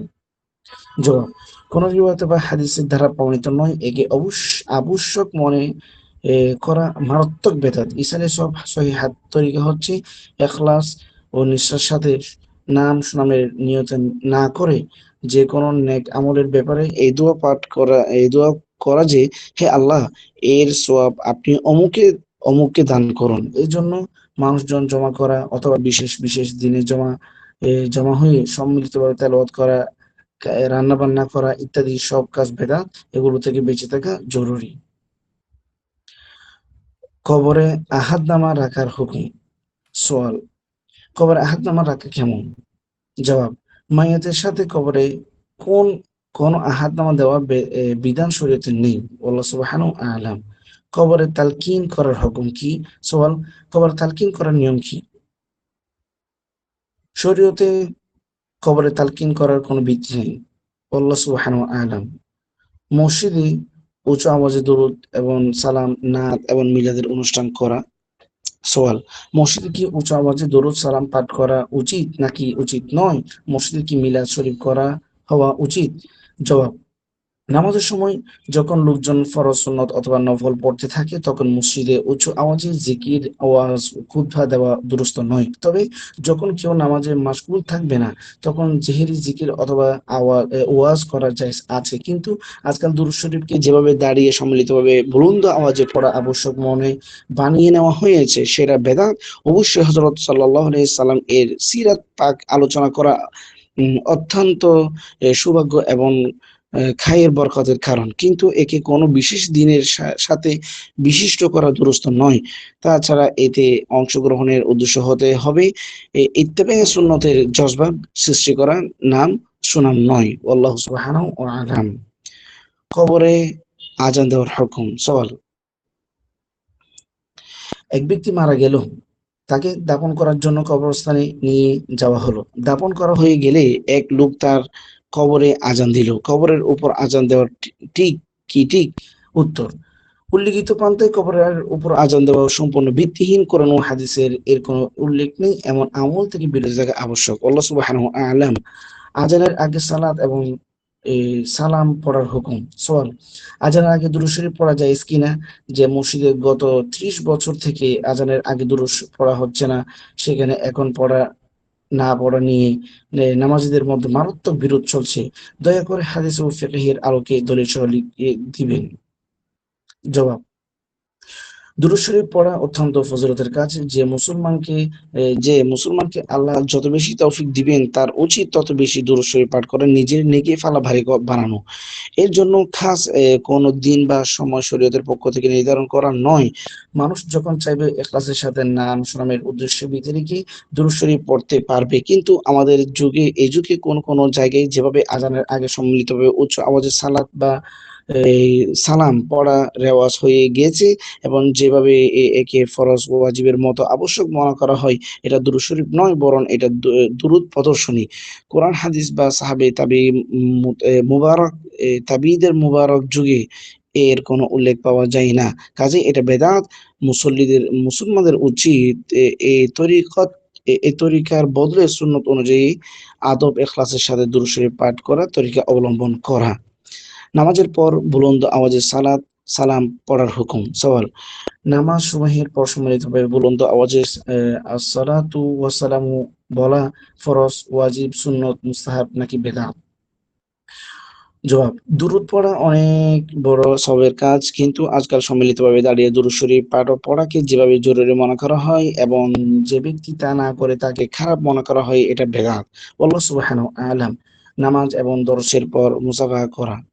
সওয়াল: আমাদের মসজিদে প্রতিদিন ফজরের নামাজের পর কোরআন মাজিদের দরস হয়। দরস শেষ হলে যখন মৌলভী সাহেব দাঁড়ান, তখন মুসাফার জন্য লোকজন দাঁড়িয়ে যায়। এ কাজটি কোনোদিনই বাদ যায় না। এভাবেই পাবন্দি করা কি বেদাত? নামাজ চাই ফরজ হোক অথবা জোহর, সরি, নামাজ চাই ফজর হোক অথবা জোহর, তারপরে কিংবা কিংবা কোরআন মাজিদের দরসের পরে সওয়াব মনে না করে মুসাফা করা বেদাত। সওয়াব মনে করে মুসাফা করা বেদাত। যদি কাজটির উপর এমন ভাবে পাবন্দি করা হয় যে যে ব্যক্তি এমন না করবে তাকে খারাপ মনে করা হবে, তাহলে তাও বেদাত হবে। তবে যদি সওয়াব মনে না করে এবং যে ব্যক্তি মনে না করে এমন না করবে যে ব্যক্তি এমন না করবে, সব মান্য না করে এবং এমন না করবে তাকে খারাপ মনে না করে মুসাফা করা হয়, তাহলে কোনো অসুবিধা নেই। আল্লাহ সুবহানাহু আলাম। নামাজে জানাজার পর ইমাম সাহেবকে কর্তৃক হাত তুলে দেওয়া না করা। সওয়াল: সাথী ভাইরা, আমার সাউন্ড কি আপনারা প্রত্যেকে শুনতে পাচ্ছেন?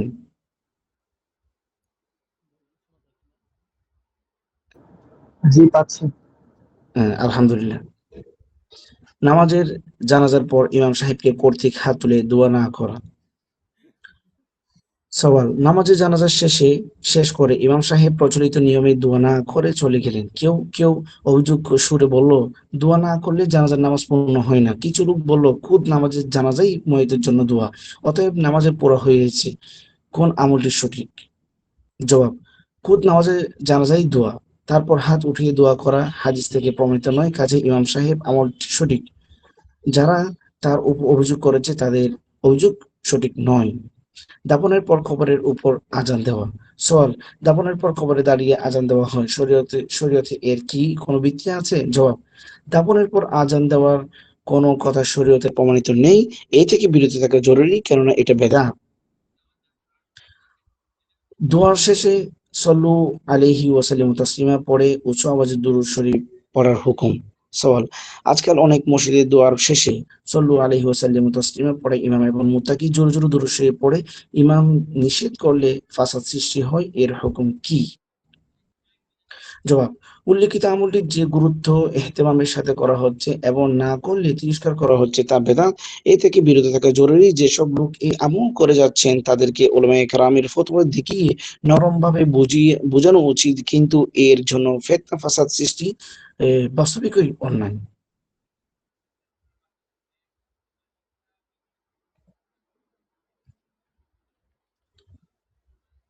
এরপর নামাজের পর দুরূদ শরীফ পড়ার হুকুম। পেজ নম্বর 137। সওয়াল: নামাজের দুরূদ কি উঁচু আওয়াজে পড়া উচিত নাকি আস্তে পড়া উচিত? জবাব: আস্তে পড়া উচিত। আমাদের জামানায় জোর আওয়াজে দুরূদ শরীফ পড়ার যে রেওয়াজ চালু হয়েছে, ফরজের মতো যার পাবন্দি করা হয় এবং খেলাফ হলে যেভাবে তিরস্কার করা হয় তা বেদাত। জানাজা নামাজের পর হাত উঠিয়ে দোয়া করা। সওয়াল, জানাজার পর হাত উঠিয়ে দোয়া করা জায়েজ আছে কি না? জবাব, জানাজার খুদ দোয়া, এরপর সম্মিলিতভাবে দোয়া যে ইহতিমাম করা হয়, যেমনটা কোনো কোনো অঞ্চলে প্রচলিত কোরআন ও হাদিসের প্রতি বুজুর্গদের আমলে এর কোনো উল্লেখ নেই। এই দোয়া ইহতিমাম এবং এর জন্য ইমামের সাথে যে পিটাপিটি করা হয় তা বেদাত, এর জন্য অবশ্যই বর্জনীয়। আল্লাহ সুবহানাহু ওয়া তাআলা। হিলা ইসকাতের হুকুম। সওয়াল, হিলা ইসকাতের হুকুম কি? হিলা ইসকাতের প্রচলিত তরিকা শরীয়তের দৃষ্টিকোণ থেকে ভিত্তিহীন। এক্ষেত্রে শরীয়ত আসল হুকুম হচ্ছে নামাজ, রোজা এবং মাইয়েতের জিম্মাদার থেকে যাবে তার ফিদিয়া আদায় করে দিতে হবে। যদি মাইয়েতের ওসিয়ত করে যায় যে এবং পর্যাপ্ত সম্পদ রেখে যায়, তাহলে ওর ওয়ারিসদের জন্য ওই ওসিয়ত পুরো করা ওয়াজিব, অন্যথায় ওয়াজিব নয়, উত্তম। মাইয়েতের সাথে কবরস্থান পর্যন্ত কোরআন শরীফ নিয়ে যাওয়া। সওয়াল, মাইয়েতের সাথে কবরস্থান পর্যন্ত কোরআন শরীফ নিয়ে যাওয়া কেমন?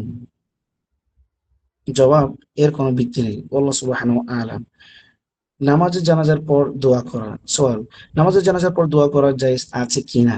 জবাব, খুদ নামাজে জানাজার দোয়া তারপর আবার দোয়া করা বিষয়টি কোন হাদিস বা সাহাবায়ে কেরাম তাবিঈদের আমল দ্বারা সাবিত হয়নি। এই জন্য অনেক এলাকায় খুব গুরুত্বের সাথে যেখানে এই আমল করা হয় তা বেদাত। মাইয়াতকে দাফন করার পর এবং কবরের উপর আজান দেওয়া। সওয়াল, কবরের আজান মাইয়াতকে দাফন করার পর মাথার দিকে দাঁড়িয়ে আজান দেওয়া জায়েজ নাকি না জায়েজ? জবাব, সাহাবী ও তাবেঈদের মধ্যে এর কোনো অস্তিত্ব খুঁজে পাওয়া যায় না, এই জন্য এটা বেদাত। আল্লাহ সুবহানাহু আলাম। প্রচলিত হীরা ইসকাত। হীরা ইসকাত আজকাল খুব মাশহুর একটি ব্যাপার, লোকজন কাজটি করে থাকে। শরীয়ত এর কোনো ভিত্তি আছে? জবাব, প্রচলিত হীরা ইসকাতের শরীয়তের কোনো ভিত্তি নেই। মাইয়াতের গুনাহ মাফ করানোর সহি তরিকা হচ্ছে তার জন্য মাগফিরাতের দোয়া করা, মাইয়াতের যে নামাজ রোজা ছুটে গেছে সেগুলো ফিদিয়া আদায় করে দেওয়া এবং তার জন্য ইসালে সওয়াব করা। রমজানের 13 তারিখে তারাবিহের পর সূরা আনকাবুত এবং সূরা রুম পড়া। সওয়াল, রমজানের 23 তারিখে তারাবিহের পর মসজিদের ইমাম সাহেব সূরা আনকাবুত এবং সূরা রুম পড়েন, লোকজন তা শুনে এবং নাজরানা পেশ করে। এই তালিকাটি কেমন? জবাব, কোরআন মাজিদ কোরআন মাজিদ তেলাওয়াত সওয়াব এবং বদলা পাওয়ার কোরআন মাজিদ তেলাওয়াত সওয়াব ও বদলা পাওয়ার উপায় কিন্তু এভাবে আবশ্যক মনে করে পড়া আমাদের জানা মতে ভিত্তিহীন। ইমাম সাহেব এবং যে রেওয়ায়তের কথা উল্লেখ করা থাকেন তার এই হাওয়ালা বিস্তারিতভাবে লিখে আমাদের কাছে পাঠিয়ে দিন, তাহলে বিষয়টি নিয়ে নিশ্চিত রূপে কিছু বলা যাবে। আল্লাহ সুবহানাহু ওয়া তাআলা। হিল ইসকাত এবং মাইয়াতের জন্য 3 দিন খায়রাত করার হুকুম। সওয়াল, ক, মৃতের ফিদিয়ার ক্ষেত্রে পয়সা এবং কোরআন মাজিদের আবর্তনের মাধ্যমে ইসকাত করা হয়, কাজটি কেমন? খ, প্রশ্ন, মৃতের জন্য প্রথম 3 রাত খায়রাত করা হয় এবং 3 দিন সকালে কবরস্থানে কোরআন শরীফ নিয়ে গিয়ে তেলাওয়াত করা হয়, তেলাওয়াতকারীকে পয়সা দেওয়া হয়, এগুলো কেমন কাজ? জবাব, খ, হীরা ইস্কাতের শরীয়তের কোনো ভিত্তি নেই, তার বদলে অনুমোদিত পন্থা হচ্ছে এই যে পরিমাণ নামাজ বা রোজা মইয়তের কাজা হয়েছে সে পরিমাণ নামাজ রোজা ফিদিয়া গরিবকে দিয়ে দিবে। তাছাড়া যত বেশি সম্ভব অনুমোদিত পথে তার জন্য ইসরার সওয়াব করতে থাকবে। জবাব, খ, এরকম পাবন্দি বেদাত, যা থেকে বিরত থাকা জরুরি। তবে এসব পাবন্দি থেকে মুক্ত হয়ে মুর্দাকে ইখলাসের সাথে যত বেশি ইসালে সওয়াব করা যাবে ততই খয়রাত বরকত হবে। আল্লাহ সুবহানাহু ওয়া তাআলা। কবরস্থানে কোরআন শরীফ নিয়ে গিয়ে পড়া। সওয়াল, কবরস্থানে কি কোরআন শরীফ নিয়ে গিয়ে পড়া জায়েজ আছে?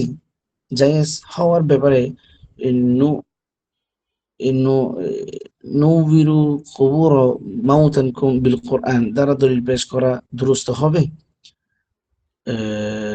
জবাব, কবরস্থানে কোরআন মাজিদ নিয়ে গিয়ে পড়া জায়েজ আছে, কিন্তু ওই যে দলিল ধরনের কোন রেওয়াত আমরা পাইনি, এমনকি মওজু হাদিস তরিকাও এর উল্লেখ নেই। আল্লাহ সুবহানাহু ওয়া তাআলা।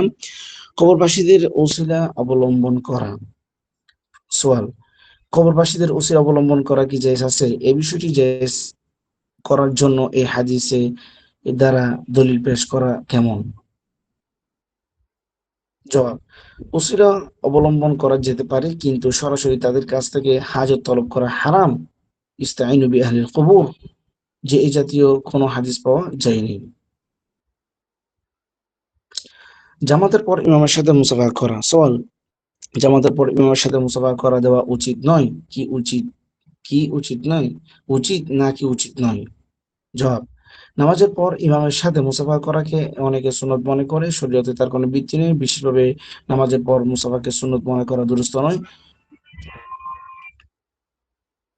ঘোড়ার চক্রে ইমামের সাথে মোলাকাত করার উদ্দেশ্য হলে মুসাফা করার দোষ নেই। কোরআন মাজিদের দর্সের আগে দুরূদ শরীফ পড়ানো। সওয়াল: কোরআন বা হাদিসের দর্সের আগে দুরূদ শরীফ পড়ানো কি বেদাত? জবাব: একে লাজিম এবং আবশ্যক মনে করলে ওয়াজিব সমূহের মতো গুরুত্ব না দিলে বেদাত নয়। মসজিদে প্রদীপ দানের হুকুম। সওয়াল: আমাদের মসজিদের নাম ইজ্জতুল ইসলাম। রমজানের 2 দিন আগে মহল্লার 2-3 জন লোক এসে বলল, আমাদের ইচ্ছা রমজানের আমরা নিজেদের খরচে বিজলি বাতির আলোকসজ্জা করব। মাসে প্রায় 2,000 টাকা খরচ হবে। জায়েদ বলছে এটা অপচয়, আল্লাহ তাআলা এ পছন্দ করেন না। দয়া করে এর শরীয়ত হুকুম কি? একটা মিনিট। সালাম আলাইকুম। জি, আসতেছি, আমার ক্লাস চলতেছে তো, আসতেছি। আফওয়ান। জবাব: চাঁদার মাধ্যমে প্রয়োজনের অতিরিক্ত আলোকসজ্জা করা বিলকুল নাজেজ, কিন্তু যদি কোনো ব্যক্তি বিশেষ নিজের টাকা দিয়ে করে দিতে চায় তাহলে অবশ্যই গোনা হবে না। দ্বিতীয়ত, এতে কাফেরদের সাথে সাদৃশ্য হয়। তৃতীয়ত, একে অতিরিক্ত সওয়াবের কাজ মনে করা বেদাত। এই জন্য যারা আলোকসজ্জা করতে চাইছেন তাদের এই থেকে বিরত থাকা জরুরি। কারবালা শহীদদের মাজারের নকল বানানো। সওয়াল: শাহাদাতের আলোচনা প্রসঙ্গে এক মাওলানা বললেন, বর্তমান প্রচলিত সব ধরনের তাজিয়া নাজায়েজ, তবে যদি সাইয়্যিদুশ শুহাদার রওজা মুবারকের নকল বানানো হয় তাহলে জায়েজ। তার এ কথা কি ঠিক? জবাব: তাজিয়ার সব সূরত বেদাত, নকল বানানো জায়েজ নয়। কারবালার শহীদদের মাজারের নকল যদি সওয়াবের নিয়তে বানানো হয় তাহলে বেদাত হবে। তাজিয়া বানানো, এ সাবিল বসানো, তাজিয়া জ্বালানো ইত্যাদির হুকুম। সওয়াল: তাজিয়া বানানো কি জায়েজ? এর উপর কি ধমকি আছে? জবাব: তাজিয়া বানানো বেদাত। এতে রয়েছে কয়েক প্রকারের গুনাহ। আচ্ছা, সওয়াল: সাবিল বসানো শরীয়তের হুকুম কি? জবাব: মানুষের জন্য পানির ব্যবস্থা করার লক্ষ্যে রাস্তা সাবিল বসানো বড় সওয়াবের কাজ, কিন্তু এই সওয়াবের জন্য শুধু মুহররম মাসকে নির্ধারণ করা এবং এ মাসে সাবিল বসানোকে সওয়াব ও বদলার উপায় মনে করা বেদাত ও নাজেজ। সওয়াল: সাধারণত মানুষ বলে থাকে ইমাম হুসেন রাদিয়াল্লাহু তাআলা আনহু 7 মুহররম থেকে পানি পাননি। একথা কি ঠিক, নাকি তিনি শেষ পর্যন্ত 7 তারিখের পর হযরত ইমাম হুসেন রাদিয়াল্লাহু তাআলা আনহুকে ফুরাত থেকে পানি আনতে অন্তরায় সৃষ্টি করে দেওয়া হয়েছিল? এই বিষয়টি ঐতিহাসিক বর্ণনা থেকে প্রমাণিত। সওয়াল: এক ব্যক্তি নির্মাণাধীন তাজিয়া জ্বালিয়ে দিয়েছে, এই কাজটির উপর আপনার মতামত কি? জবাব: কাউকে অন্যায় থেকে ফিরানোর জন্য এ পথ সঠিক নয়। নরমভাবে বোঝানো উচিত, না মানলে তার জন্য দোয়া করবে। ঈশার নামাজের পর হালকা বানিয়ে দুরূদ শরীফ পড়া এবং মসজিদে আলোকসজ্জা করার হুকুম। সওয়াল: ক কিছু লোক ঈশার নামাজের পরে মসজিদে হালকা বানিয়ে দুরূদ শরীফ পড়ে এবং বৃহস্পতিবার শিরনি বিতরণ করে। পক্ষের লোকদের জোর দাবি, হালকা বানিয়ে বুলন্দ আওয়াজে দুরূদ শরীফ পড়ার ইজাজত থাকা উচিত। তারা এও চায় যে খুশির দিনগুলোতে মসজিদে আলোকসজ্জা উচিত। কি কি বলেন, এই পক্ষের লোকদের ধারণা কি ঠিক? খ জবাব: খ সারওয়ারে দো আলম সাল্লাল্লাহু আলাইহি সাল্লাম এর পবিত্র সত্তার উপর দুরূদ ও সালাম পেশ করা অনেক সওয়াব ও ফজিলতের কাজ, কিন্তু দুরূদ ও সালামকে কোনো বিশেষ আঙ্গিকে নির্দিষ্ট করা অথবা কোনো বিশেষ পদ্ধতিকে অধিক সওয়াব, ফজিলত ও পদ্ধতি বলে মনে করা যা সাহাবায়ে কেরাম থেকে বর্ণিত হয়নি, এবং যে ব্যক্তি এ পদ্ধতি অবলম্বন না করবে তাকে খারাপ মনে করা বেদাত। এ থেকে বিরত থাকা উচিত। কখনো কখনো হালকা বানিয়ে সম্মিলিতভাবে দুরূদ শরীফ পড়া মূলত মুবাহ, কিন্তু এই পন্থা যেহেতু সাহাবায়ে কেরাম থেকে বর্ণিত হয়নি, এই জন্য একথা বলা যাবে না যে এই পন্থা সব বেশি আছে, এবং এই যে ব্যক্তি এই পন্থা দুরূদ পড়বে না তাকে তিরস্কার যোগ্য মনে করা যাবে না। কাজেই যদি এই সম্মিলিত সুরতকে বেশি সওয়াবের বিষয় মনে করা অবলম্বন করা হয় এবং বিশেষ পন্থা কেউ গ্রহণ না করলে তাকে খারাপ মনে করা হয়, তাহলে বেদাত হবে। আজকাল যেহেতু সম্মিলিত পন্থা এরকম উদ্দেশ্য অবলম্বন করা হয়ে থাকে, যা সওয়ালের মাধ্যমে উল্লেখ করা হয়েছে, এই জন্য এই তরিকে ছেড়ে দেওয়া বাঞ্ছনীয়। সিরকি বিতরণের ব্যাপারে একই হুকুম প্রযোজ্য। মৌলিকভাবে কাজটি মুবাহ, কিন্তু তাকে কোনো দিনের সাথে বিশিষ্ট করে সব মনে করা এবং বর্জনকারীকে তিরস্কার করা বেদাত। সোয়াল খ, ঈশা নামাজের পর হালকা বানিয়ে দুরূদ শরীফ পাঠ এবং মসজিদে আলোকসজ্জা করা কেমন? জবাব খ, মসজিদে আলোকসজ্জা করা নিঃসন্দেহে অপচয়। ফুকাহে কেরাম স্পষ্ট করে নিষেধ করেছেন। তাজিয়া চুম্বনকে হাজার আসওয়াদ চুম্বনের সাথে তুলনা করা। 2, বিভিন্ন স্থানের চাঁদের অবস্থানের তারতম্যের কারণে প্রত্যেক জায়গায় লাইলাতুল কদর চাঁদের উদয় মাফিকই হয়ে থাকে। কালবে সাদেক সাহেবের বয়ান শোনার কালবে সাদেক সাহেবের বয়ান শোনার সুযোগ হলো। বয়ানের আচ্ছা, বয়ানের মাঝে তিনি তাজিয়া, পতাকা, মাজার এবং অন্যান্য রসম রেওয়াজের জায়েজ হওয়ার কথা উল্লেখ করে বলেন, নামাজ যদি খানায় খাবার চার দেওয়ালের দিকে পড়া হয় তাতে গায়ে ক্ষুধার তাজিম হয়ে যায়। যদি হাজরা আসওয়াদকে চুমু দেওয়া হয়, কোরআন মাজিদকে তাকরিম করা হয়, তাহলে তো আর ক্ষুধার প্রকৃতি সত্য নয়, কিন্তু তারপরও ওগুলোর আদব ইহতিরাম, চুম্বন, তাজিম করা সরাসরি ইবাদত এবং দ্বীনের অংশ, শুধু এই কারণেই যে ক্ষুধার সাথে এগুলো সম্পর্ক আছে। অনুরূপ যদি তাজিয়া, নিশান, মাজার এবং অন্যান্য বস্তুর আদব ইহতিরাম করা হয়, তাহলে ওইগুলো আল্লাহ তার রাসূল সাল্লাল্লাহু আলাইহি ওয়াসাল্লামের দিকে মানসুব এবং সম্পৃক্ত করা হয়, নাউজুবিল্লাহ। কাজেই এগুলো শিরক এবং গুনাহ হয় কিভাবে? এগুলো দ্বীনের অংশ এবং ইবাদত। তার এই ব্যাখ্যা দ্বীনের মধ্যে একটি প্রশ্ন সৃষ্টি করে দিয়েছে। এই বিষয়ে আপনি দিক নির্দেশনা দিন। আরেক আবেদন, লাইলাতুল কদর নিয়ে পাকিস্তানের চাঁদের অবস্থান মোতাবেক লাইলাতুল কদর হবে ভিন্ন, সৌদিয়াতে হবে ভিন্ন, এবং ইউরোপ, আমেরিকাতে এর রাত হবে ভিন্ন ভিন্ন। তাহলে তাহলে একই বছরে ভিন্ন ভিন্ন লাইলাতুল কদর হতে পারে? এক্ষেত্রে আপনার মতামত বয়ান করবেন। জবাব, জনাব মোহতারাম, আসসালামু আলাইকুম রহমতুল্লাহ। আপনার চিঠি হস্তগত হয়েছে। খামের উপর আমার নাম ঠিকানা ছিল, কিন্তু ভেতরের চিঠি ছিল জাভেদ খামিদি সাহেবের নামে। হয়তো আপনি উভয়ের কাছেই চিঠি পাঠিয়েছেন, কিন্তু পত্র বদলে গিয়েছে। তাজিয়া, নিশান এবং মাজারকে এই বাইতুল্লাহ এবং হাজার আসওয়াদের সাথে তুলনা করা একেবারেই গলত। কিন্তু কেননা বাইতুল্লাহর দিকে রূপ করা এবং হাজার আসওয়াদকে চুম্বন করার হুকুম স্পষ্ট করে আল্লাহ তাআলা রাসূল সাল্লাল্লাহু আলাইহি সাল্লাম দিয়েছেন, আল্লাহ তার রাসূল দিয়েছেন। এই কারণেই কাবার অন্য কোন পাথর চুম্বন করা জায়েজ। এই কারণেই কাবার অন্য কোন পাথর চুম্বন করা জায়েজ নয়। তাজিয়া, নিশান এবং মাজারের ব্যাপারে কোন নির্দেশটি আছে?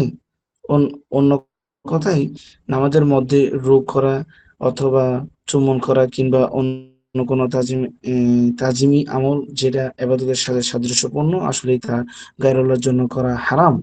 তবে কোথাও যদি কোরআন হাদিসের নির্দেশ দ্বারা গায়রুল্লাহর জন্য সাবেত হয়, তাহলে শুধু ওই সীমা পর্যন্ত এজাজত হবে। যেখানে নির্দেশ নেই সেখানে আসল হারাম হওয়ার হুকুম ফিরে আসবেই।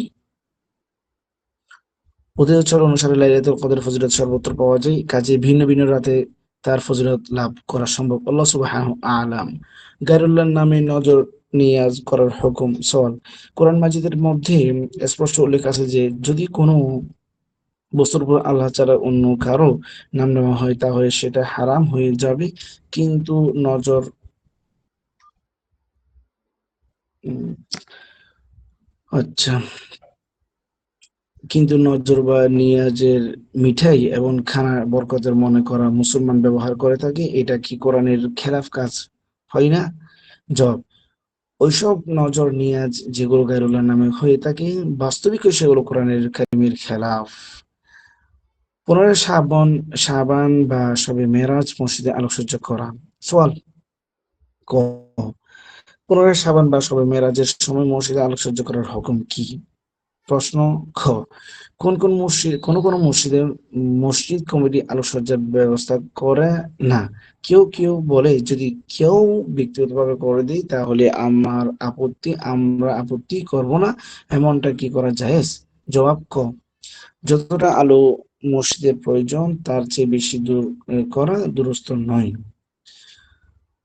খ জবাব: যদি কোনো ব্যক্তি নিজের অর্থ দিয়ে আলোকসজ্জা করে দেয় তাহলে মসজিদের মাল বা বেজায়গায় খরচ করার গুনাহ হবে না বটে, কিন্তু অবশ্যই এবং কাফেরদের সাথে সাদৃশ্য হওয়ার গুনাহ তো হবেই, কাজে এমনটা জায়েজ নয়। একাদশের কথম এবং শিরনির হুকুম। সওয়াল: একাদশের কথম এবং শিরনির হুকুম কি এবং মৃতদের ইসালে সওয়াব করার জন্য কি কি করা উচিত? জবাব: একাদশের খতম এবং শিরনির শরীয়তগতভাবে কোনো ভিত্তি নেই, এগুলো বেদাত যার উৎস শরীয়তে নেই।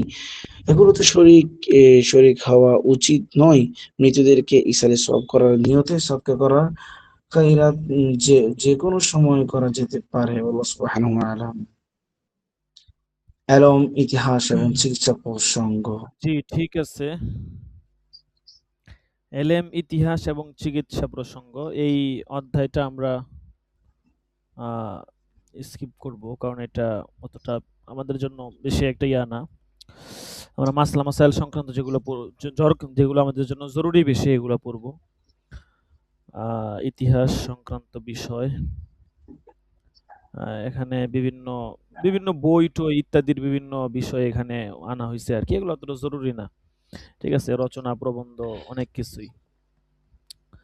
আচ্ছা, এগুলো আপনারা নিজেরা মোতালা করে নিয়েন, কিন্তু দর্শন এগুলা পড়লে অনেক টাইম লাগবে। ঠিক আছে, সময় নষ্ট হবে। আচ্ছা, দেখেন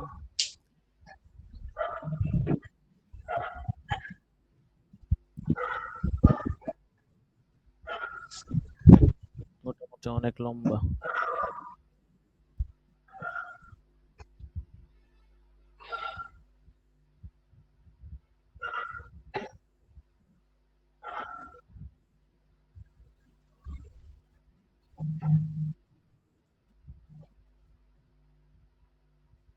কিছু বিষয় আছে একটু পড়ার মতোই, ঠিক আছে, তারপরেও ও,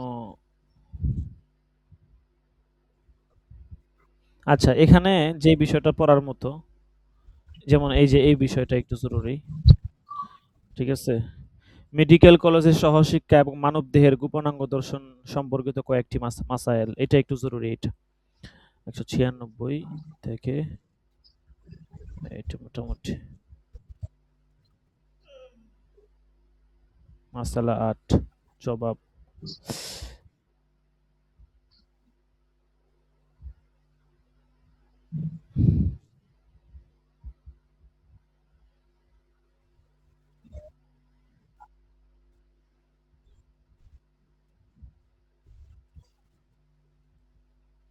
আচ্ছা, তাহলে আগামী সপ্তাহে ইনশাল্লাহ এই যে এখান থেকেই হবে।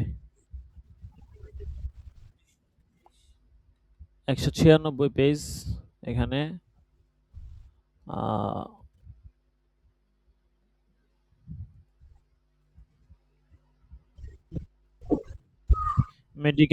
মেডিকেল কলেজের সহশিক্ষা এবং মানবদেহের গোপনাঙ্গ দর্শন সম্পর্কিত কয়েকটি মাসাইল এখান থেকে ইনশাল্লাহ হবে। আর দাখিলা নাম্বার যে 9, আপনি প্রস্তুত থাকবেন। তারপর দাখিলা নাম্বার 11, 12 এবং পরবর্তীতে যারা আছেন তারা প্রস্তুত থাকবেন, মোতালা করে আসবেন। এখান থেকে ইনশাল্লাহ আগামী সপ্তাহে হবে, আমি আপনাদেরকে গ্রুপে দিয়ে দিচ্ছি। ঠিক আছে, যেগুলো জরুরি এগুলো আমরা পড়বো ইনশাল্লাহ। ঠিক আছে, কিছু বিষয় আহ, পড়াটা জরুরি। আর কিছু বিষয় নিজের মতো করলেও চলে। এগুলা নোটস পড়াটা জরুরি। আচ্ছা। আগামী সপ্তাহে তো ক্লাস, এরপর সপ্তাহে তো ঈদেই হয়ে যাবে। আগামী সপ্তাহে আপনাদের ক্লাস হবে, এরপরে আবার মুয়ায়না পরীক্ষা আছে, আপনাদের মৌখিক পরীক্ষা হবে ইনশাআল্লাহ। এই পরীক্ষার কোনো ফিস নেই, তবে রেজাল্ট আসবে, তবে মৌখিক হবে পরীক্ষা। তামরিন যেগুলো এগুলো আপনারা জমা দিয়ে দিবেন, ঠিক আছে? এটা এই বছর আমরা নতুন চালু করেছি। না না, পরীক্ষা এটা, আগে পরীক্ষা ছিল না, প্রথম কুরবানির আগে কোনো পরীক্ষা ছিল না। এখন এই বছর আমরা নতুন চালু করেছি ব্যাচের শিক্ষার্থীদের জন্য করে পরীক্ষা চালু হয়েছে। আচ্ছা দেখেন, হাজিরা ডাকা হচ্ছে, আমরা হাজিরা দিয়ে দিব।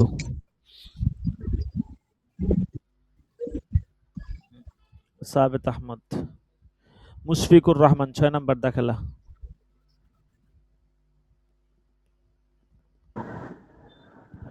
মুশফিকুর রহমান,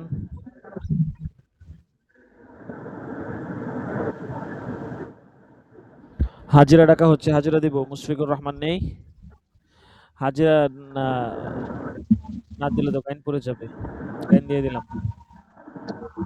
মুজাম্মিল হক 7 নাম্বার আছে? মুজাম্মিল হক, মুজাম্মিল হক, মুজাম্মিল হক আছে? মুশফিকুর রহমান। তো নগদ নগদ তো দিতে হবে। এতক্ষণ কোথায় ছিলেন? আচ্ছা, মুজাম্মিল হক আছে? মুজাম্মিল হক, মুজাম্মিল হক নাই। জালালউদ্দিন, লব্বাইক। রাকিবুল ইসলাম। আপনি ফতুয়া উসমানী পড়ার জন্য প্রস্তুতি নিয়ে রাখেন, ঠিক আছে? হ্যাঁ, এরকম সুযোগ পাবেন না, 2 মাসে 3 মাসে একবার সুযোগ আসে, গনিমত মনে করে ইনশাল্লাহ পড়বেন। শহীদুল ইসলাম 11 নাম্বার দেখালেন। লব্বাইক। আচ্ছা, আসাদুল্লাহ আছে 12 নাম্বার দাখেলা। আসাদুল্লাহ নেই। মমিনুল ইসলাম 14 নাম্বার দাখেলা। মমিনুল ইসলাম।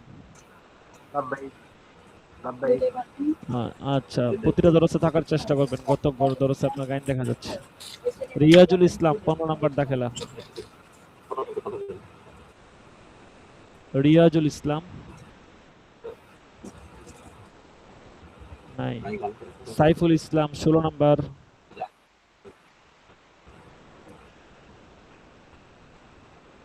তারপর হচ্ছে মোহাম্মদ মিনহাজুল আছে 17 নাম্বার। 18 নাম্বার আসিফ হাসান। আসিফ হাসান নেই 18। 21 নাম্বার দাখেলা আল আমিন। লব্বাইক। 23 নাম্বার নাজিম শেখ। নাজিম শেখ নাই। 25 নাম্বার তাসলিম হুসাইন। 26 সাদিকুল ইসলাম। লব্বাইক। 27 মোহাম্মদ রাশেদ। 28 নাম্বার আরিফুল ইসলাম।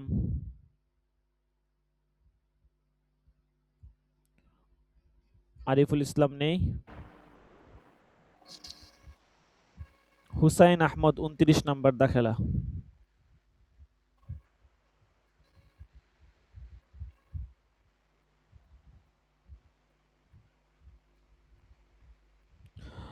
মোহাম্মদ আব্দুল্লাহ 30।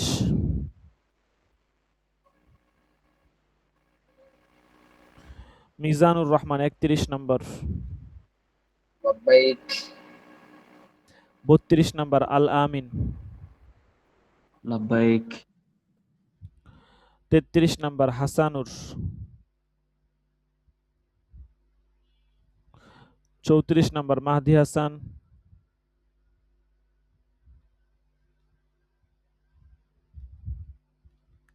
মাহদি হাসান 34। আচ্ছা, লব্বাইক। 35 সোয়াইব আহমদ। সোয়াইব আহমদ 35।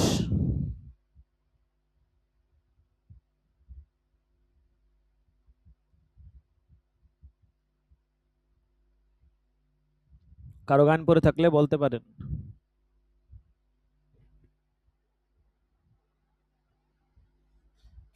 হুজুর আমারটা কি দেওয়া হয়েছে? আমার নেটে প্রবলেম ছিল তো শোনা যায় নাই। মুশফিকুর রহমান 6 জি নাম্বার দেওয়া দাখিলা। হয়েছে, দেওয়া হয়েছে। জি জি। আসসালাম। উস্তাদ জি, জি আমাদের জি কিছু বলুন। ফতোয়ার পিঠে যেগুলো ভালো হইতো, মানে আমরা আসলে মানে টার্ম দিন শুরু হয়ে যেত, প্রচুর পরিমাণ তাহকিক করতে হয়, 4-5টা ফতোয়ার কিতাব দেখতে হয়। এখন মানে আজকে খুব কষ্ট হয়ে গেছে। যদি কিছু ফতোয়ার কিতাব, আমরা তো এখানে মানে কেউ বাসায় নেই, বাসায় কিছু কিতাব আছে কিন্তু এখানে তো কেউ বাসায় নেই। যে কিছু আহ, মানে সবাই তো যেহেতু পড়াশোনা করতেছে, যদি আপনি এক গ্রুপে দিয়ে দিতেন তাহলে আপনার কষ্ট করতে হতেন, একটা গ্রুপে দিলে সবাই এই জায়গা থেকে ডাউনলোড করে নিতে পারছেন। আচ্ছা আচ্ছা। ফতুয়ার কিতাবাদি আসলে নেট থেকেই ডাউনলোড করতে পারবেন। ব্যক্তিগতভাবে চাইলে দেই আর কি, হোয়াটসঅ্যাপ গ্রুপে আপনার দেই না বিভিন্ন কারণে। যাই হোক, আপনি আমাকে হোয়াটসঅ্যাপে মেসেজ দিয়েন, দিয়ে দিব। আমাদের কাছে অনেক কিতাব আছে, অনেক, অভাব নাই। ১-১৫০ কিতাব আছে। ঠিক আছে? আরো অনেক কিতাব আছে। ১-১৫০ আমাদের পেনড্রাইভ পিডিএফ ফাইলে আছে। ঠিক আছে? তো এমনিতে আপনারা হচ্ছে যে শুনেন, নেট থেকে ডাউনলোড দিলে ওখানে যে কোনো কিতাব নেটে সার্চ দিলেই পেয়ে যাবেন। ওখান থেকে আপনারা ডাউনলোড দিতে পারবেন। কিভাবে ডাউনলোড দিবেন ওইটার একটা ভিডিও দেখি আমি কালকে বা আজকে সময় করে একটা ভিডিও ইউটিউবে আপলোড দিয়ে দিব। যে কিভাবে নেট থেকে ফতুয়ার জি কিতাব জি ডাউনলোড দিবেন। অনেকেই নেট থেকে কিভাবে ডাউনলোড দিতে হয় বুঝে না। এটা অনেকেই পারে না। এইটা তো আরো জি। কঠিন মাকতাবায়ে সামানা। আমি মাকতাবায়ে সামানাটা আমি দেখছি। কিন্তু এই নেট থেকে অনেকের জন্য মাস্টার নেট থেকে সময় ডাউনলোড দেওয়াটা কঠিন। আমার মধ্যে এটার কোনো পেজ নাই, মানে এটা হচ্ছে একবারে লেখা, কোনো পেজ নেই। হ্যাঁ, পেজ ওদের একটা সফটওয়্যার আছে আরকি। আচ্ছা যাই হোক, আমি আপনাদের জন্য, যেহেতু আপনি যে বিষয়টা উত্থাপন করেছেন মাশাআল্লাহ ভালো করেছেন। মূলত হোয়াটসঅ্যাপ গ্রুপে দেওয়া হয় না, কারণ হচ্ছে হোয়াটসঅ্যাপ গ্রুপে ইম্পোর্টেন্ট বিষয় থাকে। এখানে কিতাব দেওয়া হলে আপনার তথ্যগুলো পিছনে চলে যায়। ধরেন এই যে গত আ কা আ কালকেও এক শিক্ষার্থী কিতাব চাইলো, একটা কিতাব দিলাম ১০ খণ্ড। ঠিক আছে? একেকটা ফাইল অনেক লম্বা, লম্বা। এগুলো দিতে অনেক টাইম লাগে। তো এইজন্য যারা ব্যক্তিগতভাবে চায় শুধু এদেরকেই দেই আরকি ১-২ টা করে। আর এমনিতে দেওয়া হয় না, কঠিন এটা দেওয়াটা। আমি আপনাদের জন্য একটা ভিডিও নিয়ে আসবো যে কিভাবে আপনারা নেট থেকে কিতাব ডাউনলোড দিবেন। আমাদের ওয়েবসাইটে ভিডিও আছে কিভাবে সহজে তামরিন করবেন। একটা সিক্রেট কৌশল দেওয়া আছে। ওগুলো দেখলেও আশা করি ইনশাআল্লাহ পারবেন। যাই হোক, আমি আপনাদের জন্য ভিডিওটা দেখি কাল পরশুর মধ্যে ইনশাআল্লাহ, কালকে বৃহস্পতিবার আছে, দেখি কালকেই ভিডিওটা আপলোড দেওয়ার চেষ্টা করব। আচ্ছা ঠিক আছে। সকলে ভালো থাকবেন, সুস্থ থাকবেন। ইনশাআল্লাহ শনিবার দিন সবক হবে। আমরা সকলেই সম্ভবত আসসালামু চলে আলাইকুম আসব। হুজুর। জি, আসসালামু আলাইকুম হুজুর। হুজুর জি আমার ওয়ালাইকুম আসসালাম। দাখিলা আমার দাখিলা আমার নাম হলো শোয়েব হাসান। জি, আপনার তো হাজিরা ডাকিয়েছিলাম। আপনি আপনি তো লাব্বাইক দিলেন না। আপনার গাইন পড়ে গেছে। আমি আচ্ছা তো ঠিক মানে আছে আপনাকে, আমি তো লক্ষ্য করে আচ্ছা ঠিক আছে দিয়া আপনাকে দেন একটু। হাজিরা দিয়ে দিচ্ছি। জি, জি, জি, দিয়ে দেওয়া হয়েছে। ঠিক আছে? আপনার হাজিরা দিয়ে দেওয়া হয়েছে। সামনে থেকে সময় মতো হাজিরা দিবেন। বিলম্ব করবেন না। আচ্ছা ঠিক আছে। আজকে এ ঠিক আছে। পর্যন্তই। সকলে ভালো থাকবেন, সুস্থ থাকবেন। ইনশাআল্লাহ শনিবার দিন সবক হবে। শনিবার দিন ইনশাআল্লাহ আবার দেখা হবে। জাযাকুমুল্লাহ। আসসালামু আলাইকুম ওয়া রাহমাতুল্লাহি ওয়া বারাকাতুহু।